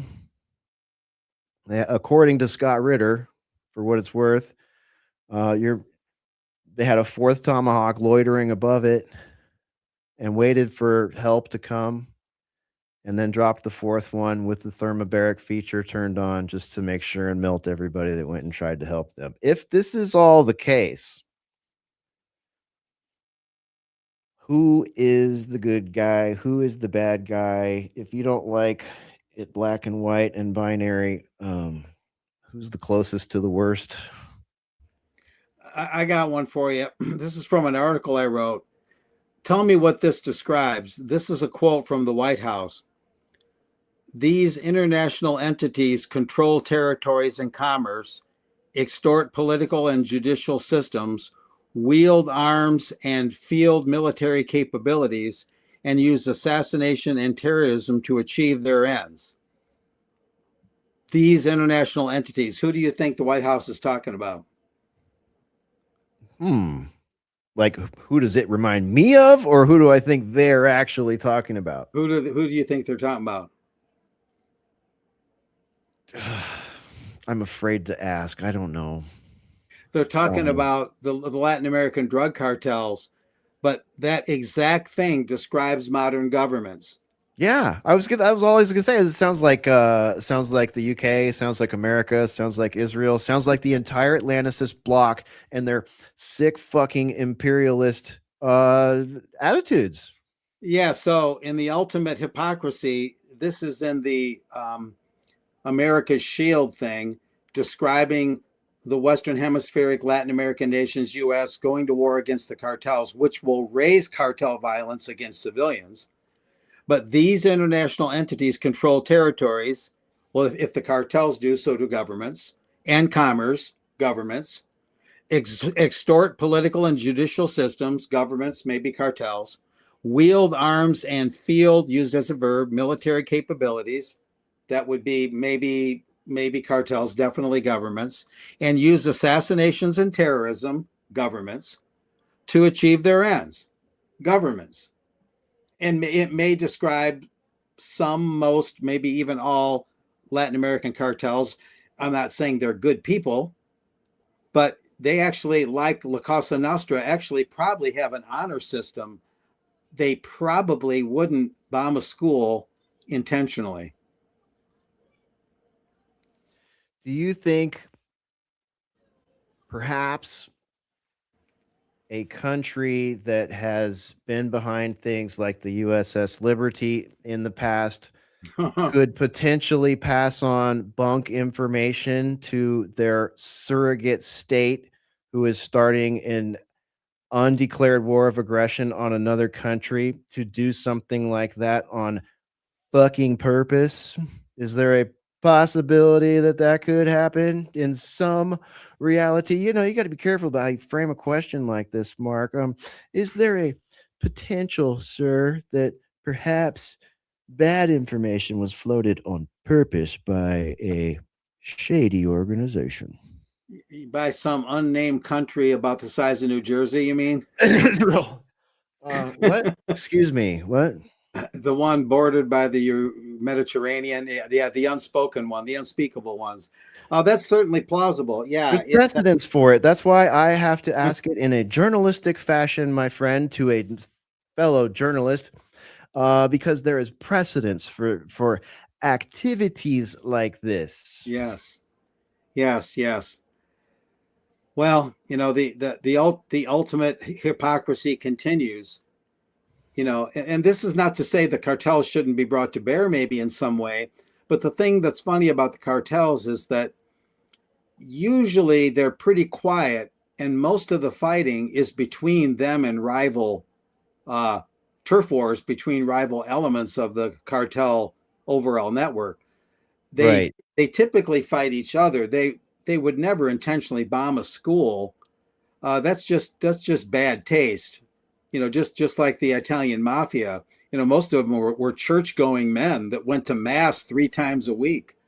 You know, they mostly killed each other. You know, I don't like the business deal, the way you did it. You know, you know, and so it's really governments that have no honor. Truly. And behave like cartels, you know. But Yeah, the thing is, yeah, cartels with ballistic missiles, great, right? Great to have, right. And air forces. And the support of international banking cartels, right? Like this is not your local sort of thing going on here. And if it is, it's, you know, subsidiary of this one. The only thing I'll add is when I hear reports of what's hitting Iran, even though it would be a very dangerous thing to do, it would be interesting to be there to look at what's happening versus what we're told is happening. That would be the ultimate kind of measuring stick. Okay, you're in the middle of town. We just heard this power plant got hit. Did it really get hit? If so, to what degree? Is what you're seeing on the screen and what you're seeing with the naked eye, are they the same? I would like to do that. Well, that's the problem, man. Why is it that we live in the 21st fucking century? The 4 of us are able to be on this call together, and when I look at my social media, I discover that the people I might be interested in, not only in Iran, but in Israel and in the UAE and in Bahrain and in Iraq, I can't see them. They have no internet. and some of them are going to getting handcuffs for taking video of stuff, and some of them are being blanketed with internet outages. It's like, where is the benefit of having an internet and a global society, if that really is what we're supposed to be and want to be, if we can't all see and hear what's fucking going on while governments are starting wars? Mm-hmm. What the actual fuck? Right. What's the nature of this thing? What's the extent of it? What's the reality? Right. Yeah. The global village just isn't there, is it?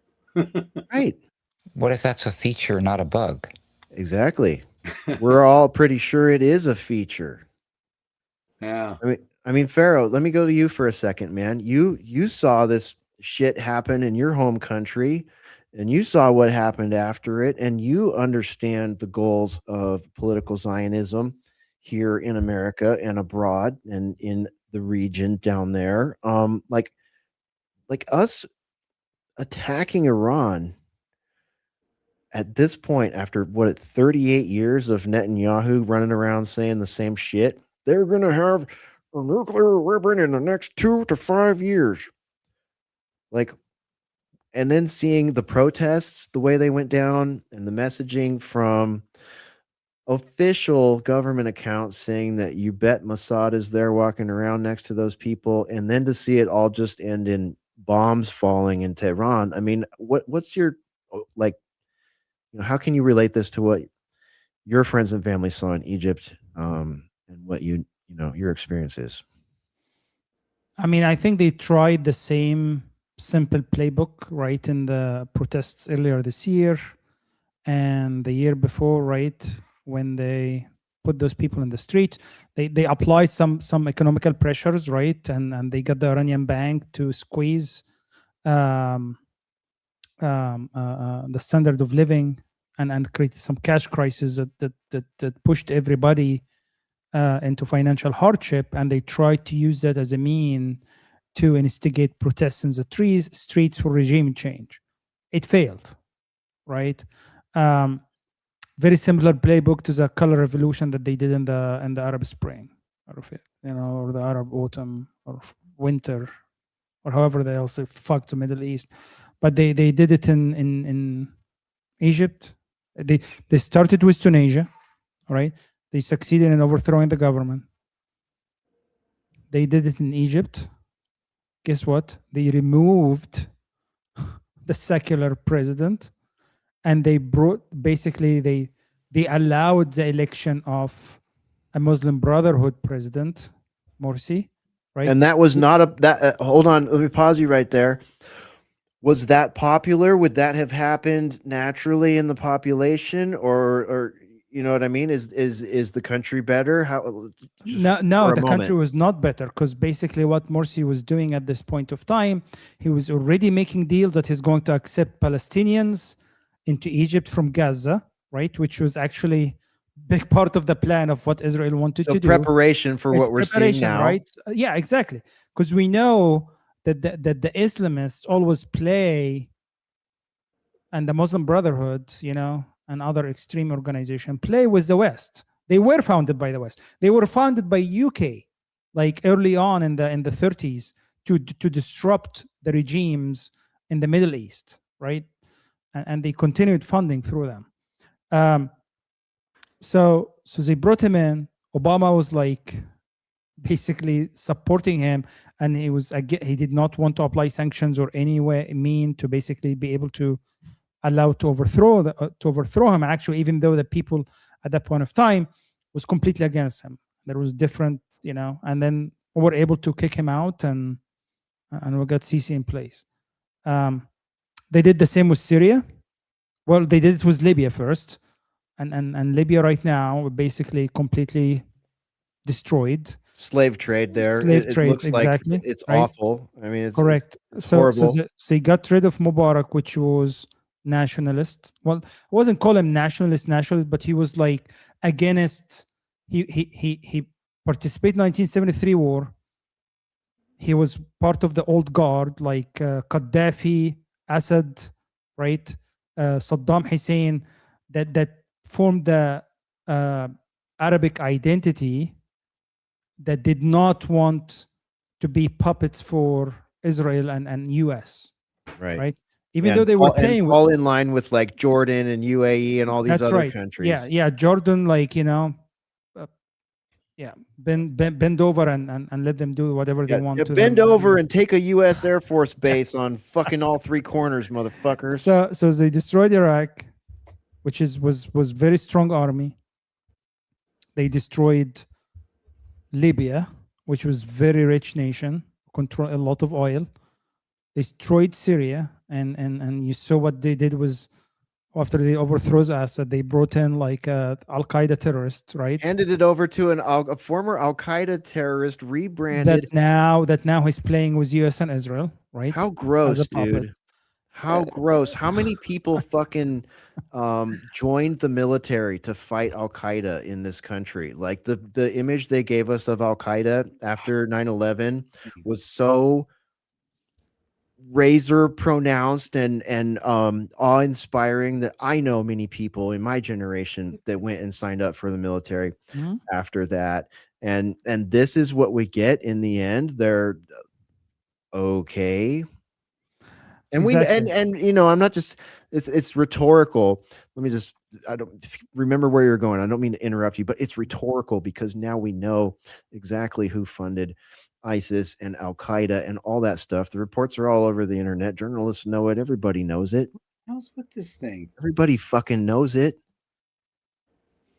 Right? Same with fucking Hezbollah, right? How much of their money came from the Israeli government in the first place?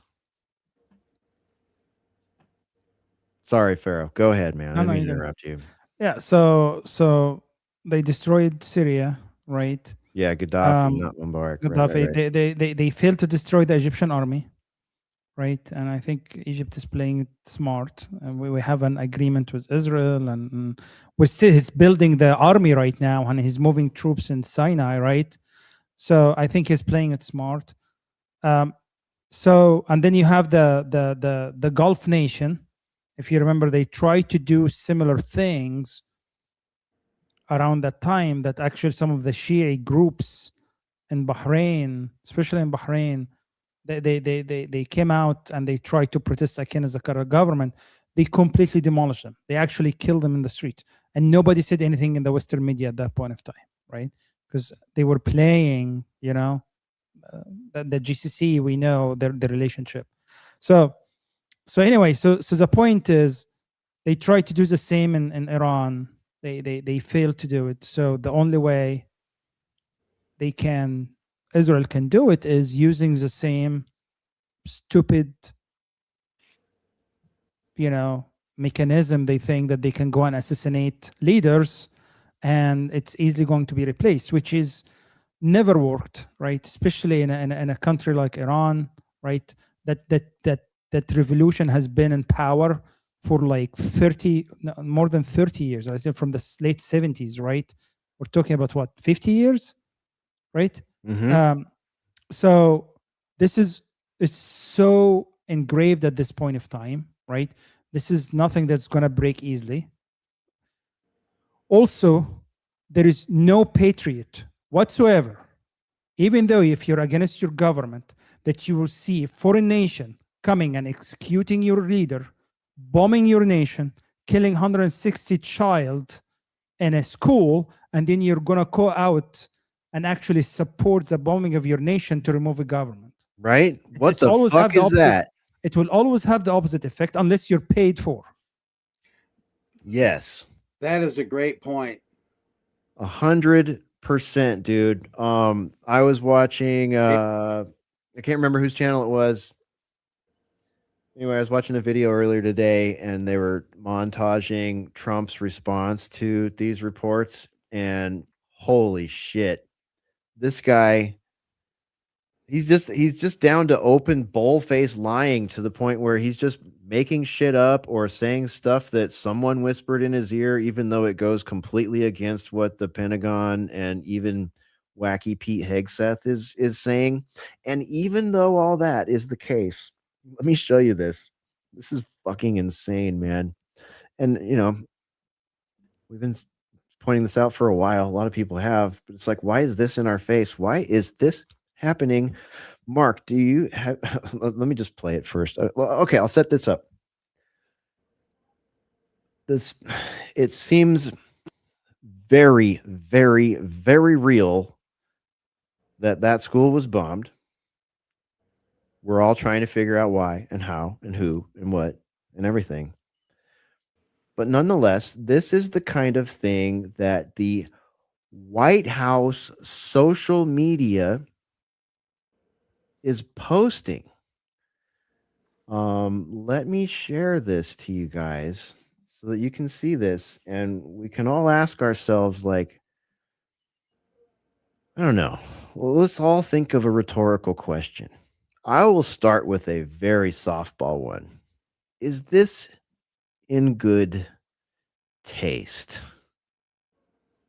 And remember, this came from at White House, the official silver check marked White House social media account on X. Let's see what they have to put out on their social medias, especially considering what we know about the loss of life reported, especially of children in day one.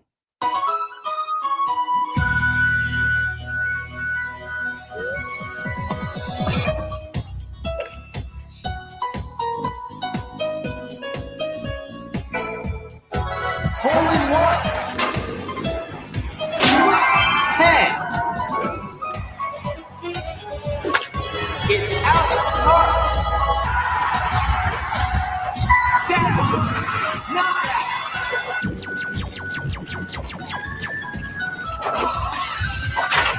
Slam dunk.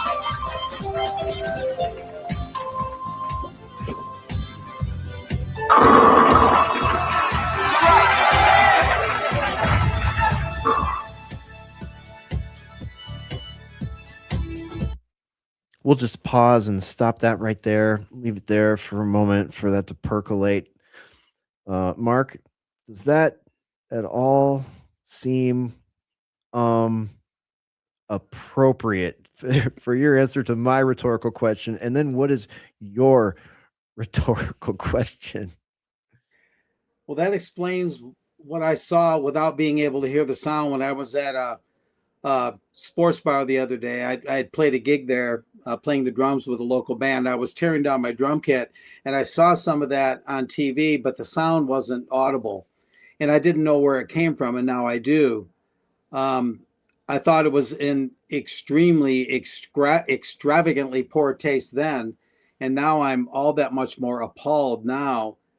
I mean, can you imagine Thomas Jefferson or James Madison, or at least up to Andy Jackson or even William McKinley, even thinking remotely down these lines, let alone creating some sort of caricature of human death and suffering? And, you know, it kind of, it echoes back to like the first Gulf War, Operation Desert Storm, Desert Shield, where, oh, we're going to go make a parking lot out of Iraq. That was the common refrain, right? Make a parking lot. And this just seems to be that on steroids. And it's way beyond bad taste. I don't know what exactly the words are, but war is supposed to be, number one, a last resort. And it's something that you're supposed to go into with some degree of trepidation, that you've exhausted all the diplomatic channels, you've done everything you can, and war is the last and unfortunately seemingly necessary, but still very regrettable option to carry out. And that whole idea, that whole trepidation thing, that war should be a last resort, it should be something that we should be moving away from, the institution of war. To see it put in those terms shows a retrograde motion, a moving exactly backwards morally and ethically. Nothing forward, all backward, all to the age of barbarism. But Mark, this is the administration anointed by Jesus Christ. Have you not heard Mrs. White, Donald Trump's spiritual advisor, or see the pictures of everybody in the cabinet around him putting their hands on him and praying, like, or hear the reports of military commanders telling people in the military that Donald Trump is been put here by Jesus to bring about the rise of the third temple, and cause like this is getting seriously biblical. Mark, I don't think you're allowed to take that viewpoint anymore because When you say real quick, when you say third temple, what do you mean? Just so I know. the in Israel, in the contested land, the red heifer and all that, like that seems to be important to the people making these policies. You'll notice that all of that is pre-New Testament. It's all Old Testament, eye for an eye, tooth for a tooth, retribution philosophy, which is the old Jewish, the Jewish ethos. That everything is based on revenge, retribution, arbitrary laws and rules. Christ came to overturn that. The whole idea of the New Testament was that whoever hurts the least of one of these hurts me. You don't engage in retribution. You turn the other cheek. You seek peace. Blessed are the peacemakers; they shall see God. Right. So the views and expressions expressed by our guests do not necessarily reflect the views and expressions of this network. Please see our legal disclosure documents on the way out, sir. Well, the bottom line is none of that is Christ speaking. That's all pre-New Testament stuff. Yeah. Oh, and a quick... Real quick, I just want to remind you guys that we should have seen this coming, right? Because remember this? Oh, yeah. Franklin the Turtle. The Department of War, after self-naming itself, after it was the Department of Defense into the Department of War, Pete Hegseth went and posted the Franklin meme thing. So they've been very keen about this desensitizing and making war this childlike thing, and the level of propaganda. Sam Cheney on Weaponized News, shout out to Sam Cheney on Weaponized News, does a great job of tracking all the wild propaganda stuff that comes out from the White House, and I mean it will blow your mind. And it's all heavily protected IP, like intellectual property, that if you or I were to try to do what the White House is doing, we'd probably go to jail or something. It's crazy what they do. And it's in the name of pushing like war. It's hardcore. Like it's the stuff that they used to teach in schools, or when you learn yourself about like the N word. I'll just call it. Well, okay, not that N word. The other N word. The painter who went to Argentina, maybe, possibly, allegedly. I did not see that coming. Yeah, it's that level of propaganda, except now here on our soil, directed at the youth. I mean, they just enacted the draft, allegedly, that they're making plans that Trump just signed something, and I don't know if this is legit or not, but I think that we're heading down that road. They're going to be automatically registering people for selective service again here in America, and that's fun, right? I mean, this all has a lot of shades of Vietnam mixed with what was going on with the meat grinder in Ukraine, plus all the technocracy stuff rolled into one. It's not going to be fun, and it's certainly not going to end quickly. I don't care what Trump or anybody in his department says. No. If you do that to a nation, you do that to a school, you start doing that to multiple nations. I mean, what the hell? Like, what the hell? Like, let's just strip all the why away from it all here for a second. Like, and imagine some other country lobs 3 tomahawks that they purchased at a school here, and then sends a 4th one down when the first responders come on and turn on the hyperbaric feature or whatever, and then put sanctions on us and close our shipping routes, right? And they take over the Panama Canal or something. What do you think would happen? But it's just like, and then start taking out schools and hospitals?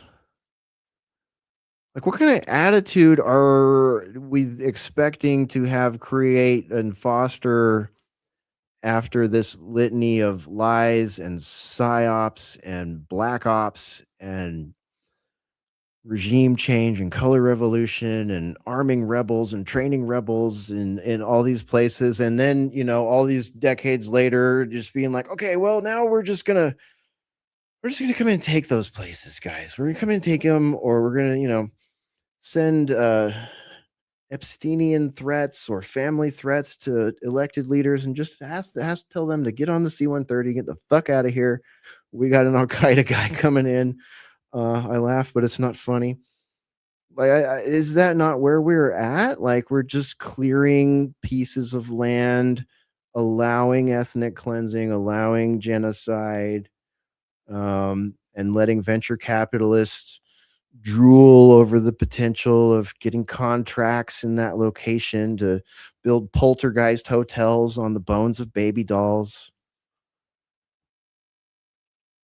I saw a clip. I didn't vet it, but it seemed pretty legit to me, of one of these like rabid, the really wild, crazy Zionist pastor types, televangelist types, who was justifying to his congregation the deaths of the Iranian schoolgirls or whatever. Like, oh, it's better for them this way because otherwise they would grow up and be suffering all of these abuses and restrictions in their terrible, evil society. Literally trying to that. This is freaking, I mean, like, wow. I mean, Look, you are really tempting God's wrath if you're doing this kind of stuff, people. Dude, this is the same argument that Israel used. That's why they go and kill kids. Because basically their argument is they're going to grow and be like their parents, basically terrorists like their parents, right? Yep. So they are playing God now. Dude. And we're following the same pattern right now. That stuff is so crazy. I gotta relate a story. I'm gonna withhold names, but after October 7, for an extended amount of time, I argued with a number of colleagues. I shouldn't say I argued. I politely discussed and debated with a number of colleagues on air and off air about the situation. And I, every time, had headlines repeated to me, unverified propaganda lines repeated to me. And then as the argument would descend to the point where I was communicating to them that I was immune to their current doom scroll tropes, that they would bust that one out. What you guys just said. They would say, well, they would justify what in their minds I assume is the collateral damage of children by pointing to counter propaganda films and counter propaganda about the education system of these people and the ideology of these people. And it's just so disheartening to be someone that is so keenly always trying to have the eye on the ball of lies and propaganda and narrative and gray areas and spin and all this, to see people have that, like, and realize that you've dug down to part of their worldview where they actually believe that the killing of children by a foreign government is okay because of their perception of the overall religion, theology, and ideology of that nation and their attitudes toward us over here 7,000 miles away.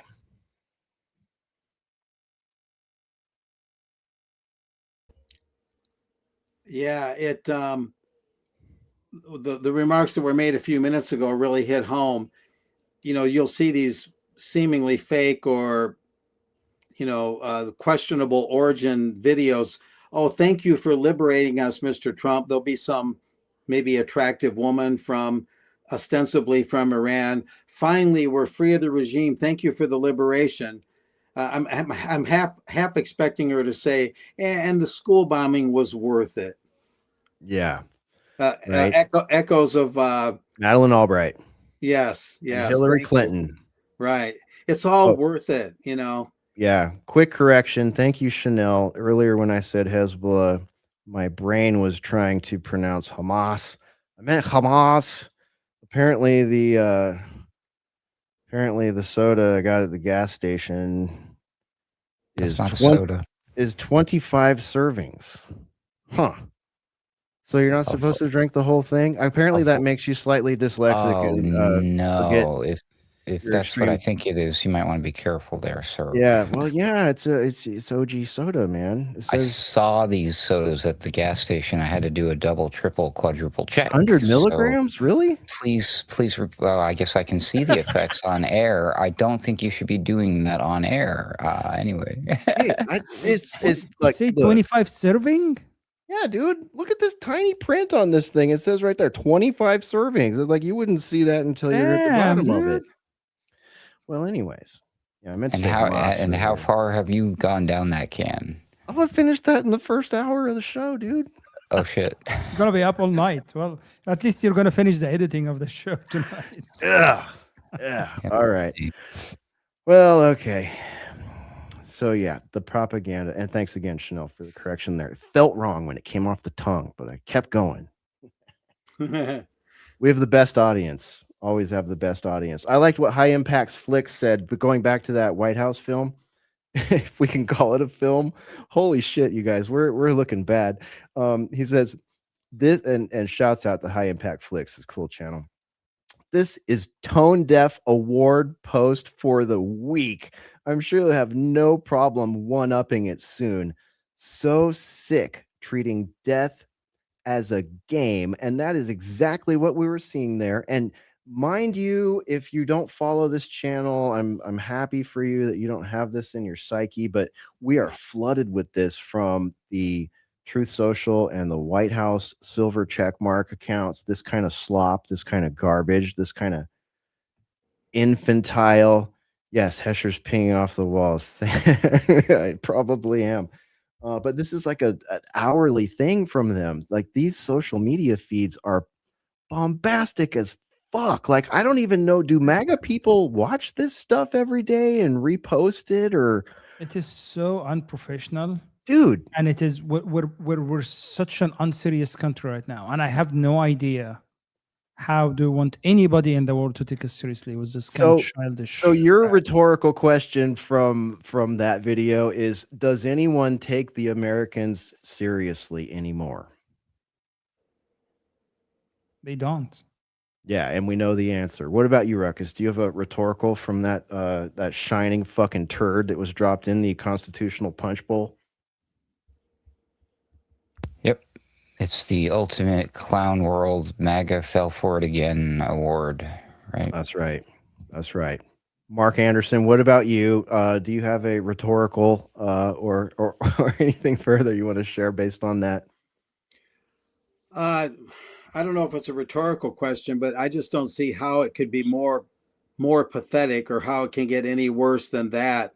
Yeah. To trivialize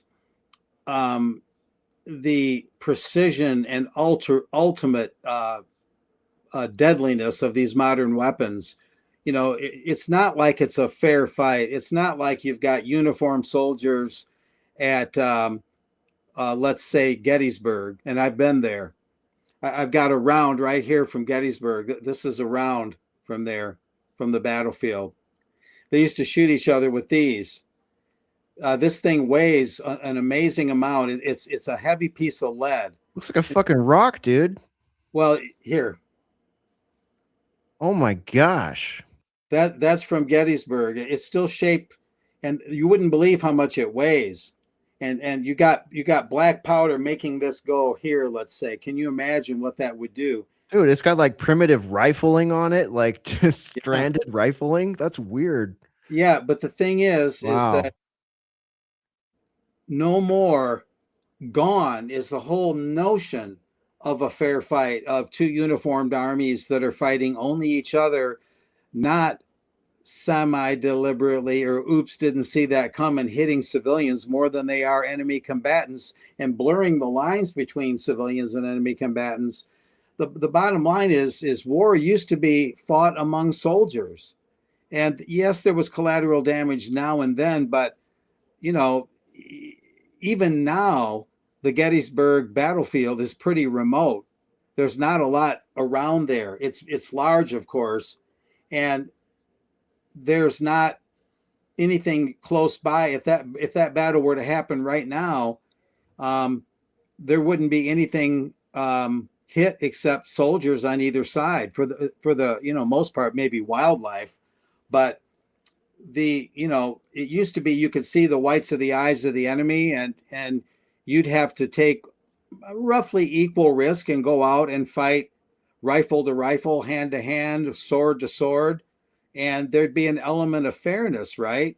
But now you've got people on the other side of the world that can just launch a drone and blow a building to smithereens. There's no honor in that. Based on intelligence from a foreign country.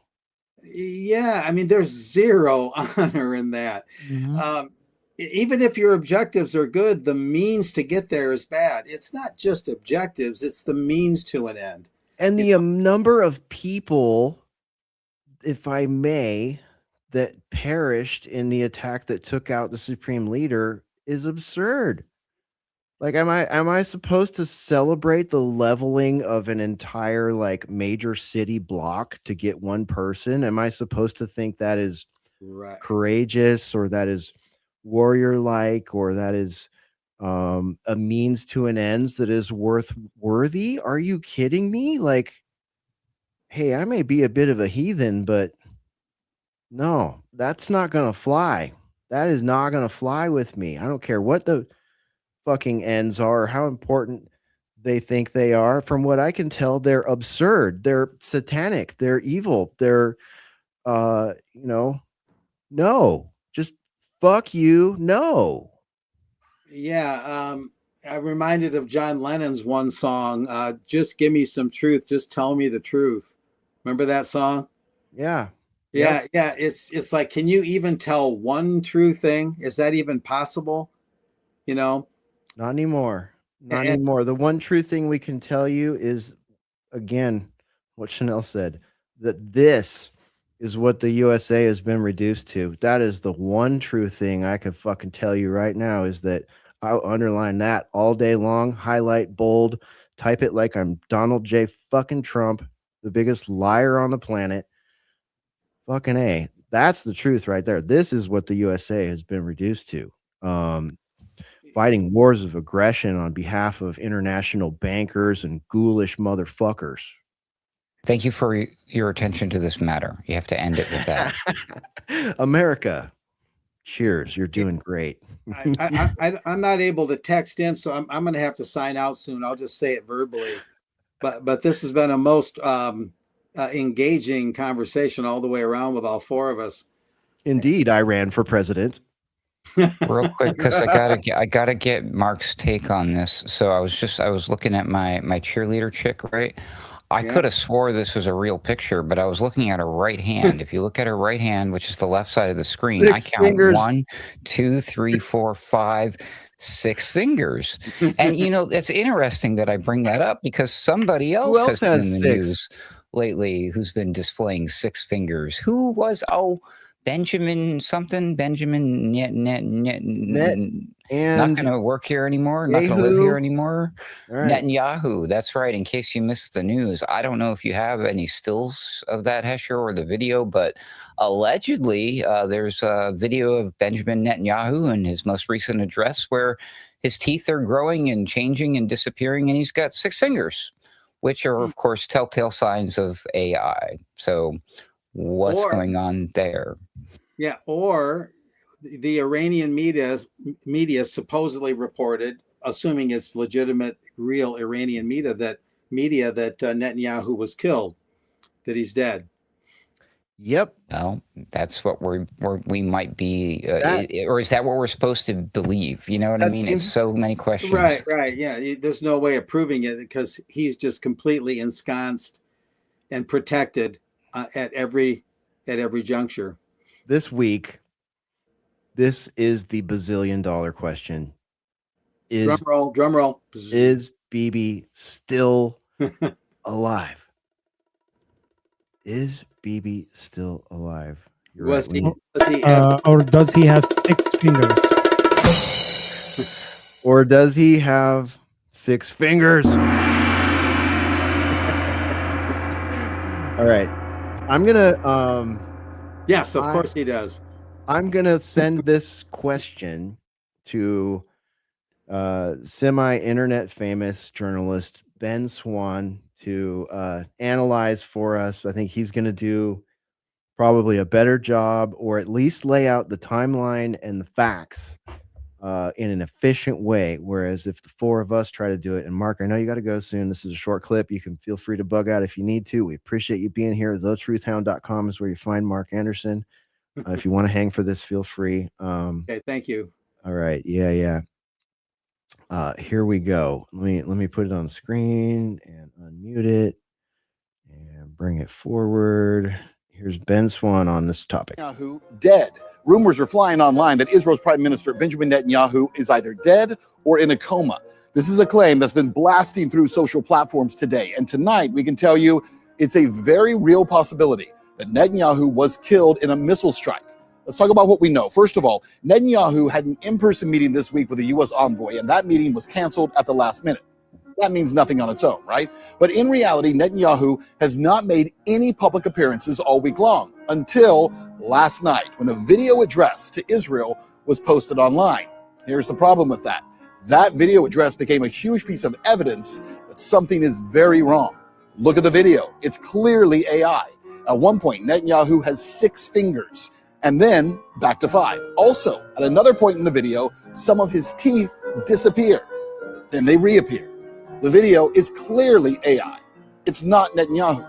But there's more, because late today, reports that the official office of the Prime Minister account on X posted this tweet before removing it. And that tweet reads like this, quote, "Rumors circulating on social media about PM Benjamin Netanyahu's status are unconfirmed." What does that mean? Unconfirmed? "We urge citizens to rely on verified updates. Efforts are underway to establish contact. PM Netanyahu remains committed to Israel's security." Again, that tweet was later deleted, but again, it's not evidence on its own that he's dead, but it's certainly very strange. Again, saying that these reports are unconfirmed. And then there's another situation that might be related. We don't know yet, but in a shocking moment just hours ago, Treasury Secretary Scott Bessent was pulled out of an interview because the president needed to speak with him urgently in the Situation Room. Watch the way Bessent can't find his words when he comes back. Oh, okay. Okay, no problem at all. See you shortly, Mr. Secretary. Mr. Secretary, I have to say, it's a first, I'm sure a last as well, that an interviewee's been pulled away to go to the Situation Room. How's the president? Was he stressed? No, the president is in great spirits. The Iranian mission is proceeding well ahead of schedule. And I have to tell you, Wolf, that I have a teenager who's considering military service. Again, evidence on its own that Netanyahu's dead? Absolutely not. But all of this taken together, and it is a story definitely worth watching very carefully. Is Netanyahu dead? Rumors are flying. Another rhetorical question for the boiler room tonight. Is Netanyahu dead? Mark, I'll send it to you. I know you got to get out of here. Take us out. Well, what's interesting is that before I got a friend of mine in California who I've known a while sent me this alleged Iranian news item claiming that Netanyahu may have been killed. Before I got that item, I saw again at that same sports bar I mentioned earlier when the TV was on, but I couldn't hear the sound. I saw that clip of Netanyahu speaking that they showed. And I said to myself, that doesn't look right. And I had no reason, no Iranian allegation of Netanyahu being dead, no reason to think that. My spidey sense, in lack of a better description, just told me the way his mouth moves and everything was just so totally too perfect. The Israeli flags on each side with the Star of David just absolutely perfect.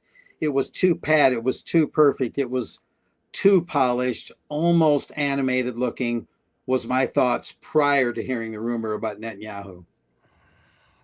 Yeah. It's a good question here. Another rhetorical. Shouldn't he make an appearance to kill the rumors? Right. And if he's not going to do that, shouldn't that post that Mr. Swan read have started with PM Benjamin Netanyahu is alive and well and fine. It didn't say that. And on top of all this, I monitored this afternoon a little bit.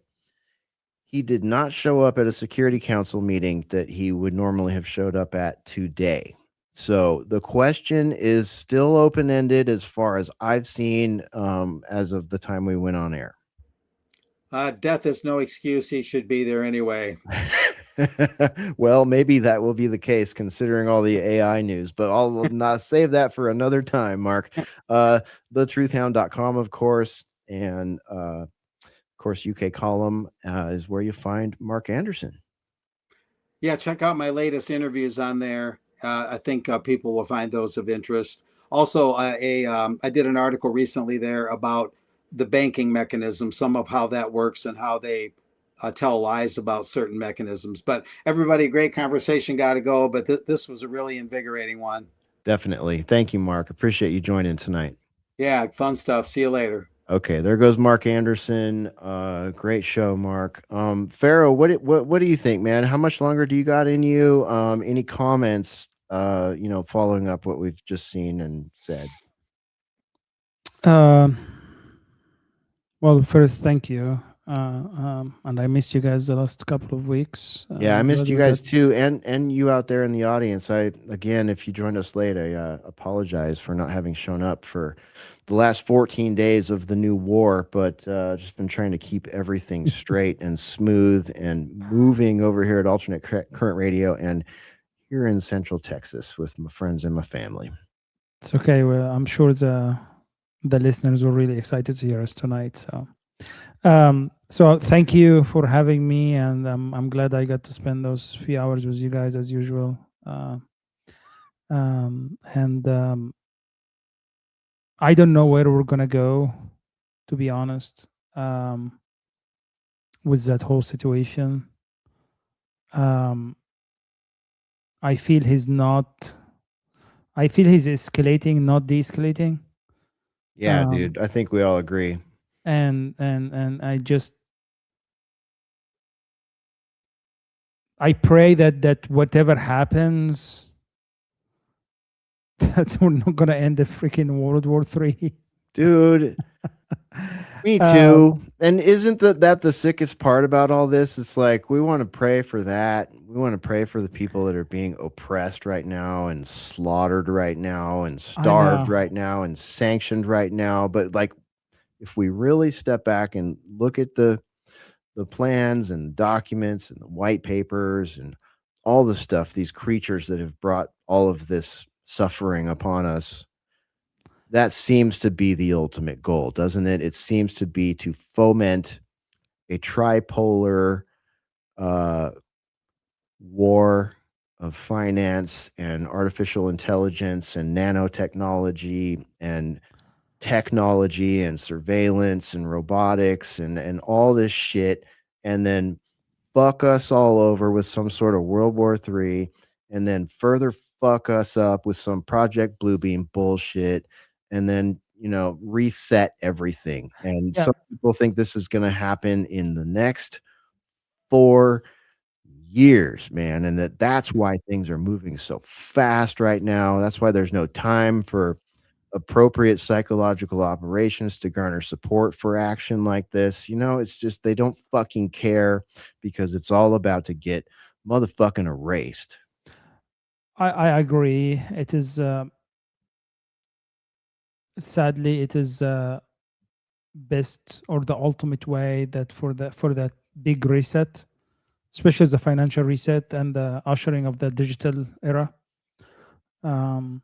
for this to destroy the current system with a new one, or to replace the current system with a new one, they need a big event. And I don't think they can pull this off with just another pandemic, because I think a lot of people already maybe woke up to what happened in COVID. So I think it needs to be something bigger than a pandemic. And a World War III is the ultimate vehicle for this to happen. So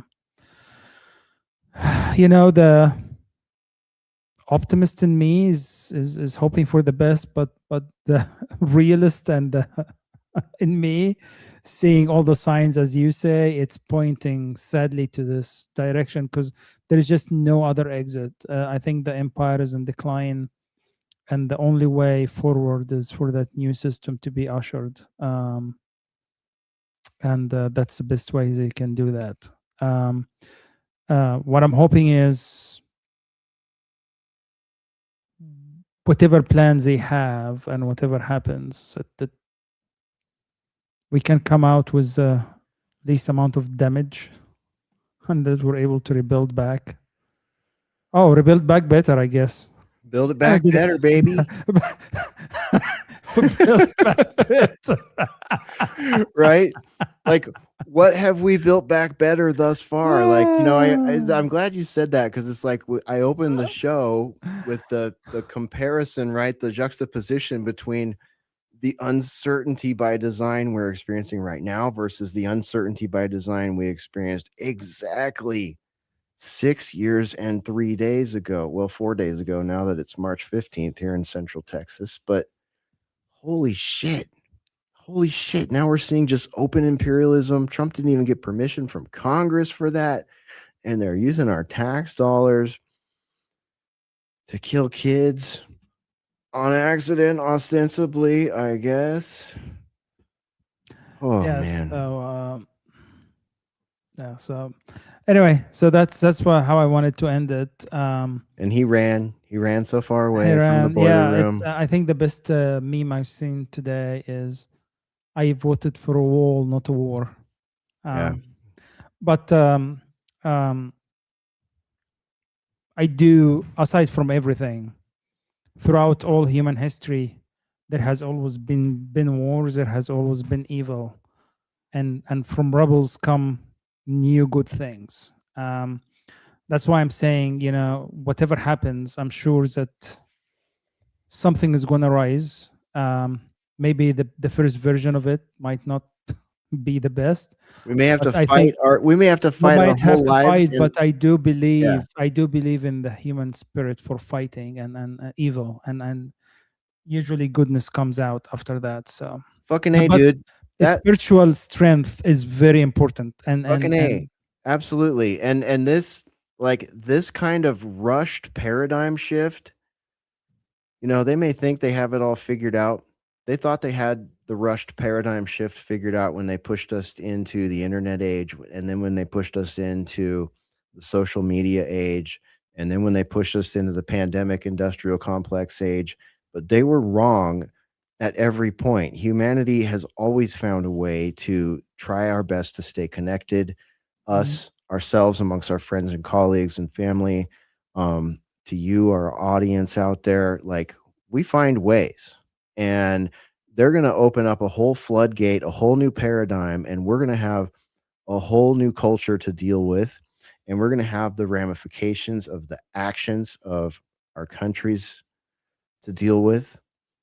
And we're going to have the furtherance of the narrative-driven psychological operations to deal with. And we're going to have artificial intelligence interacting with us at levels that are impossible to even imagine right now. So this is going to be crazy, and we can run.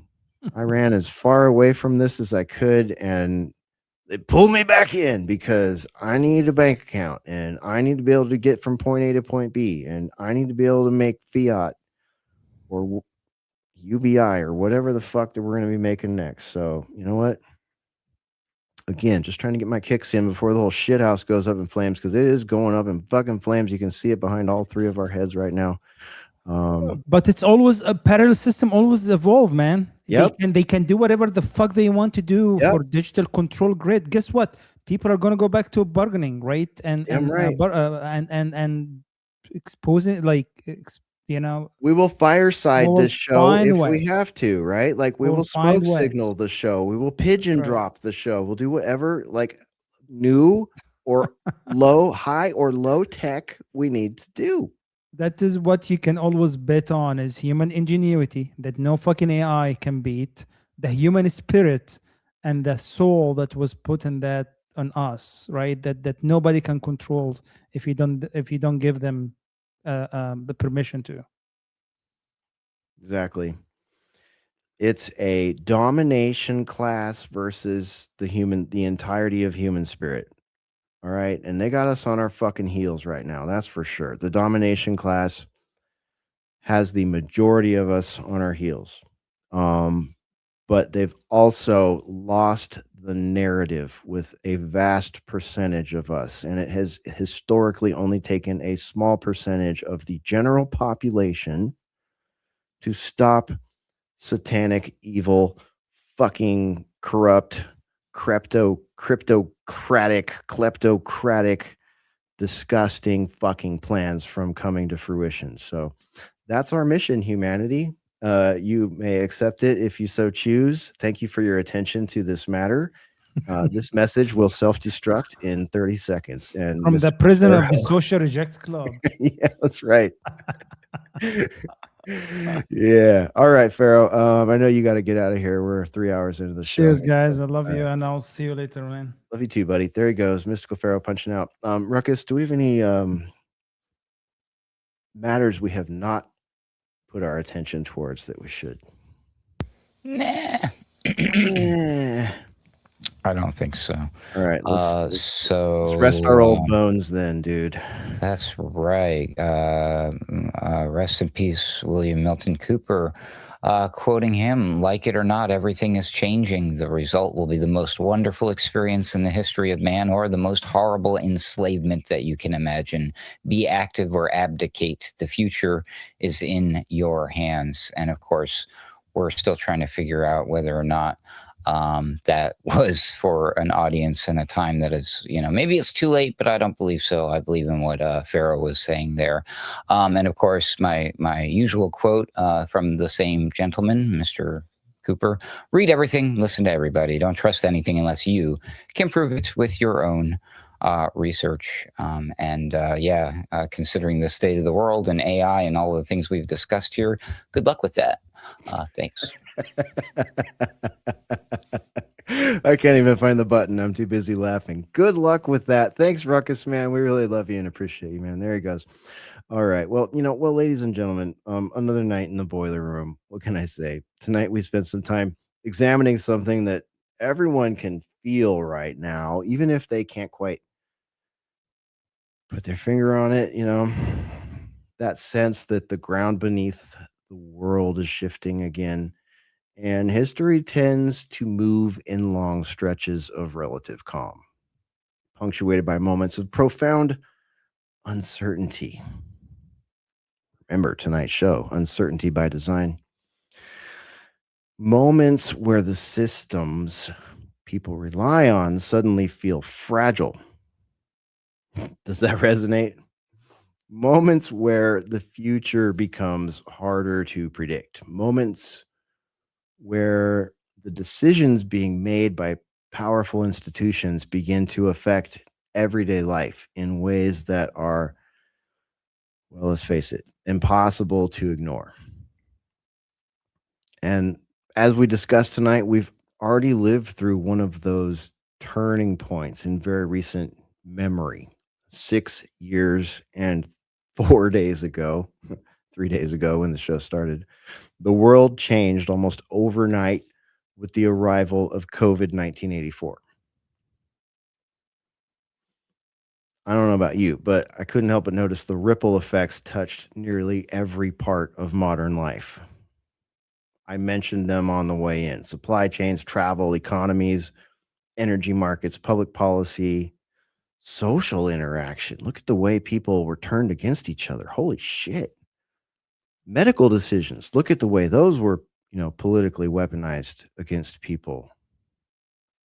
And even the basic freedoms people once assumed were permanent. It reminded us how quickly the machinery of modern society can be disrupted. And now we seem to be entering another period where the horizon is filled with question marks, turning gears, and shit blowing up people being blown up. So a lot of question marks. The geopolitical tensions are rising, economies are under pressure, technology is transforming the way societies function, and you can't afford RAM. Neither can I. I could use another 64 gigs, to be frank. So if anyone wants to send me 64 gigs, feel free. I got an editing PC that needs it. So narratives are being shaped and reshaped at warp speed. Does that sound familiar? Does that fit? Lightning speed, if you prefer, through media and digital platforms, all of it contributing to an atmosphere where people everywhere are trying to make sense of a world that feels increasingly unpredictable. But hey, uncertainty doesn't just create anxiety, it also creates opportunity. You heard us talking a little bit about that tonight. You know, I am the bringer of problems, I am the enjoyer of black pills, but hey, solutions where they may lie, still worth talking about. Opportunities for governments, for institutions, for those who seek to reshape the system in moments when the public is most distracted, divided, or uncertain about the future, right? That's why conversations like tonight matter. That's why I appreciate you being here with us, because the more turbulent the times become, the more important it is for people to step back, take a damn breath, compare notes, and think critically about the forces shaping everything they see around them. So, wherever you're listening tonight, thank you for spending part of your evening with us in the boiler room. We very much appreciate you. Stay curious, stay informed. Above all, stay aware during these times of great uncertainty, okay? We'll see you next time. Peace out.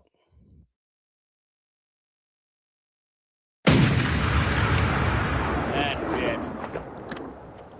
Go ahead and run. Run home and cry to mama.